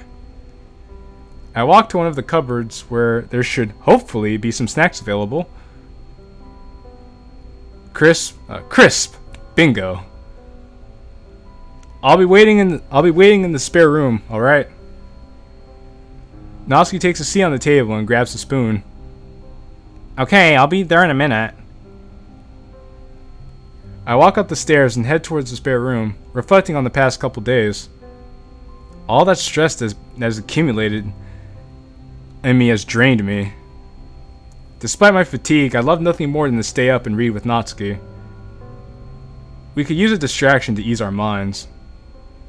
I enter the room and begin to get everything set up.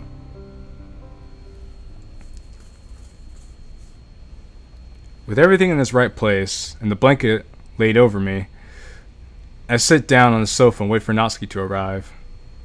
The blanket is large enough to wrap around us both, thankfully, so things probably won't get too awkward between us. Well, we know that won't happen. Hello, governor. Hello there, Anon Hot. Hello, partner. Welcome to the channel, eh? Welcome to the stream.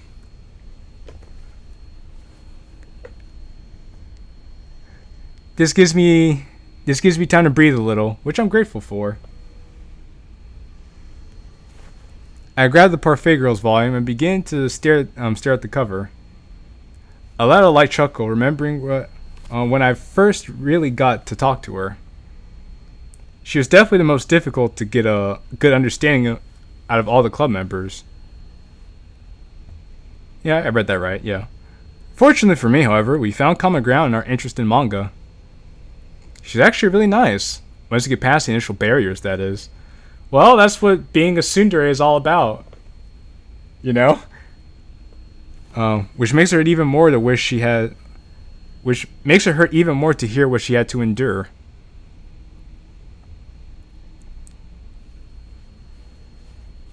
Finishing my recollection, I laid the volume of manga beside me.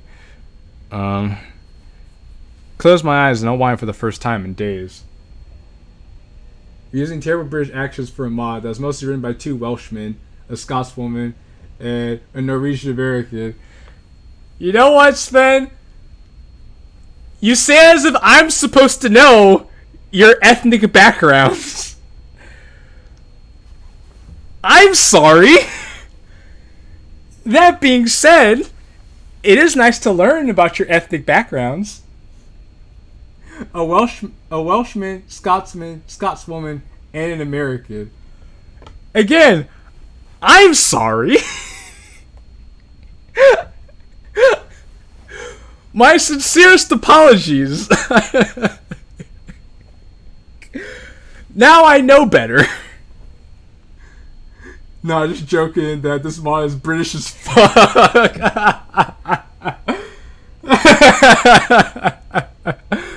I could see it though when you said crisp. I'm like, when you said mum and you said crisp, I'm like, okay, this is obviously people who live in the UK who wrote this. Which is nothing wrong with that. I'm perfectly fine with that. I love my UK people. In fact, I'm even glad that you're here in the first place. Like Chris, mom, quit, etc. Yeah, exactly. That's what I was saying. I mean, I know there's a delay though, which is kind of annoying, but I'm with you, Sven. I'm with you. Yet before I know it, I hear the door creak open, and a faint giggle emanating from the doorway.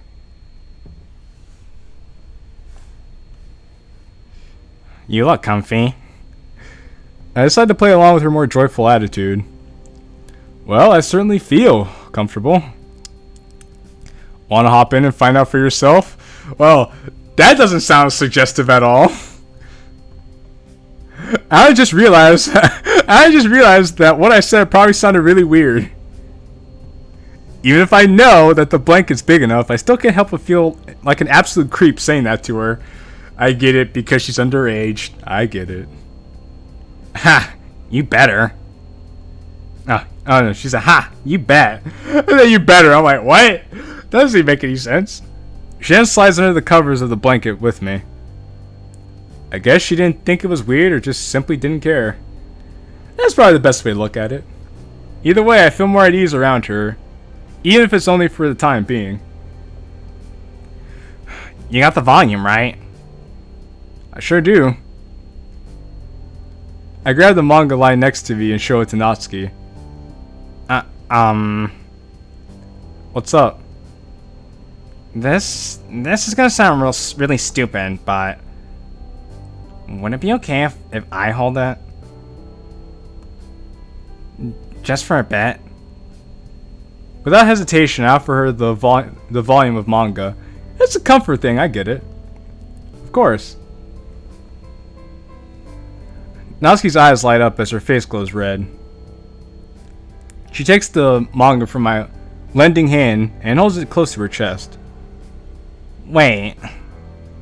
Do you actually like it? Well, yeah. Why else do you think I offered to keep the collection here? I don't know. I thought you were just trying to be nice or something. Believe me, we've gone past the point of being nice. We absconded you from your house and brought you to our house. We're past the point of just being nice. Really? What made you think that? I don't know. It's not like I can read your mind, dummy. She giggles a little bit. It's good to hear her laugh. But just as soon as it happens, her smile disappears. She speaks up once again. I'm sorry, Kellen.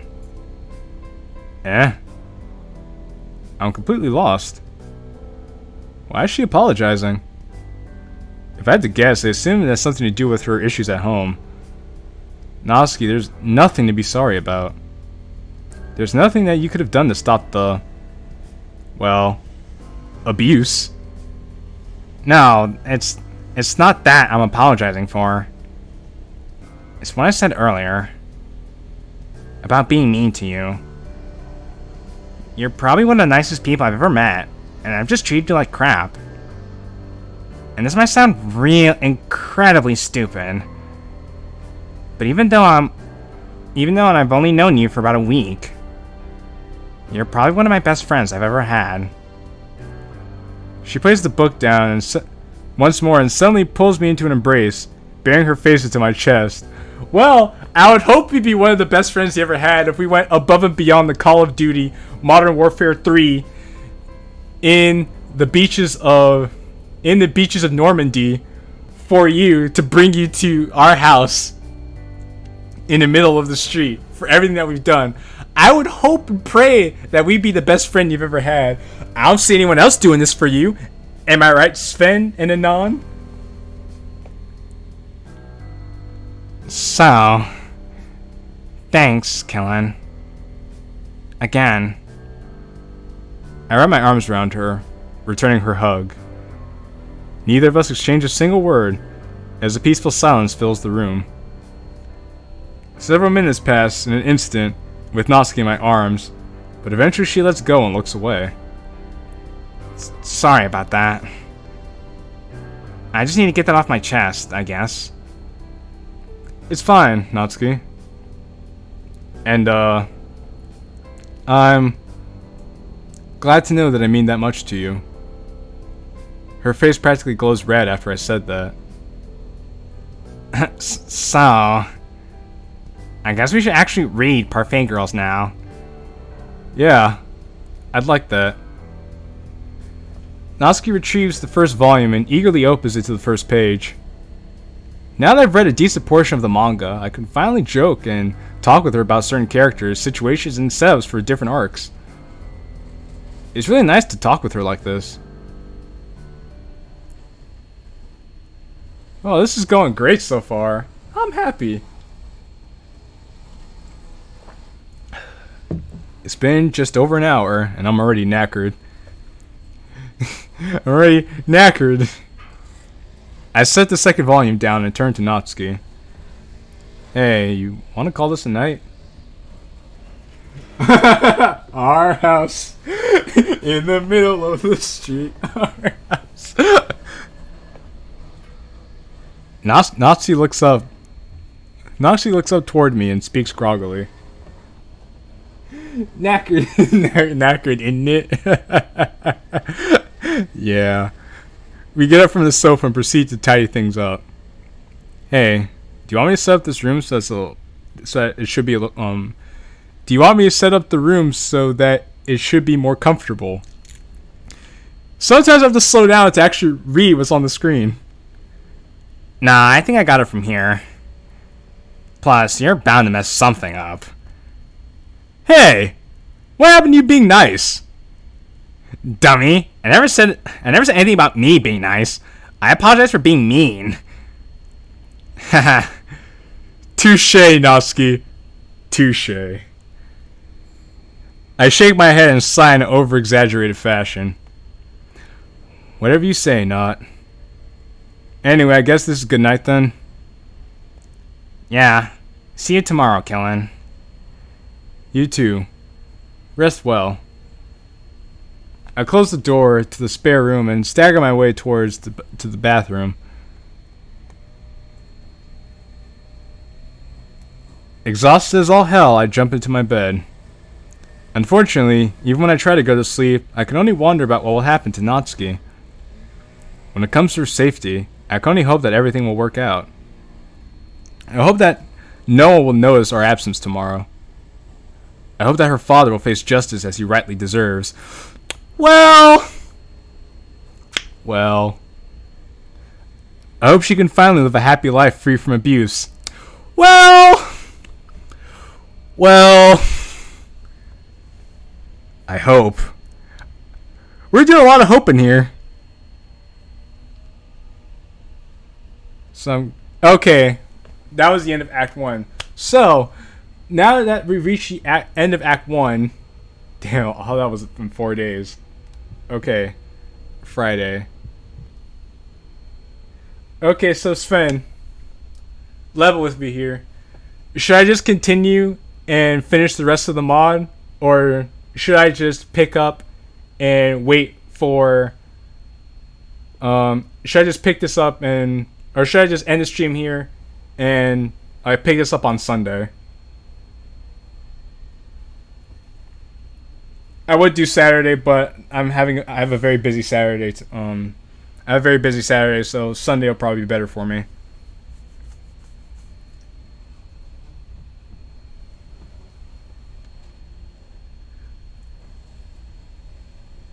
Finishing the rest of the mod would take you about 5 hours at this rate.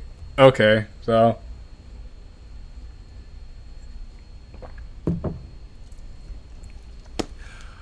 Alright, well, I've been going on for about 3 hours.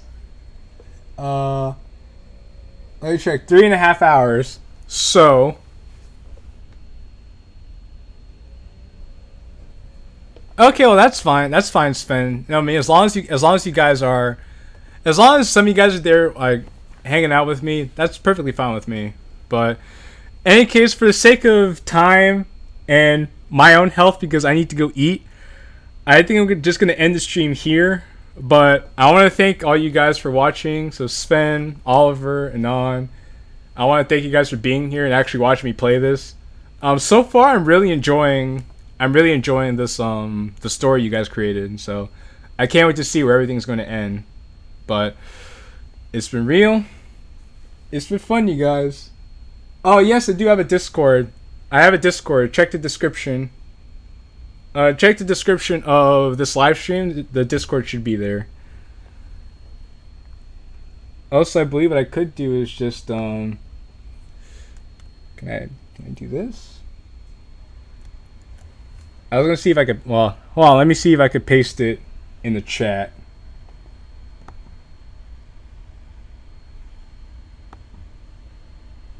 So let me just paste it in the chat real quick.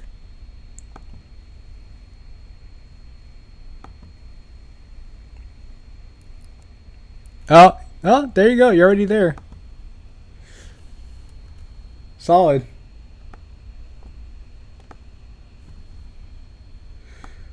Whoop. But yeah, anyway, we're gonna end the stream. I'm gonna end the stream off here. I'll see you guys back on Sunday to where we're gonna pick up more on Exit Music Redux. So it's been real. It's been fun. It's your boy Jake Killen. Ciao for now.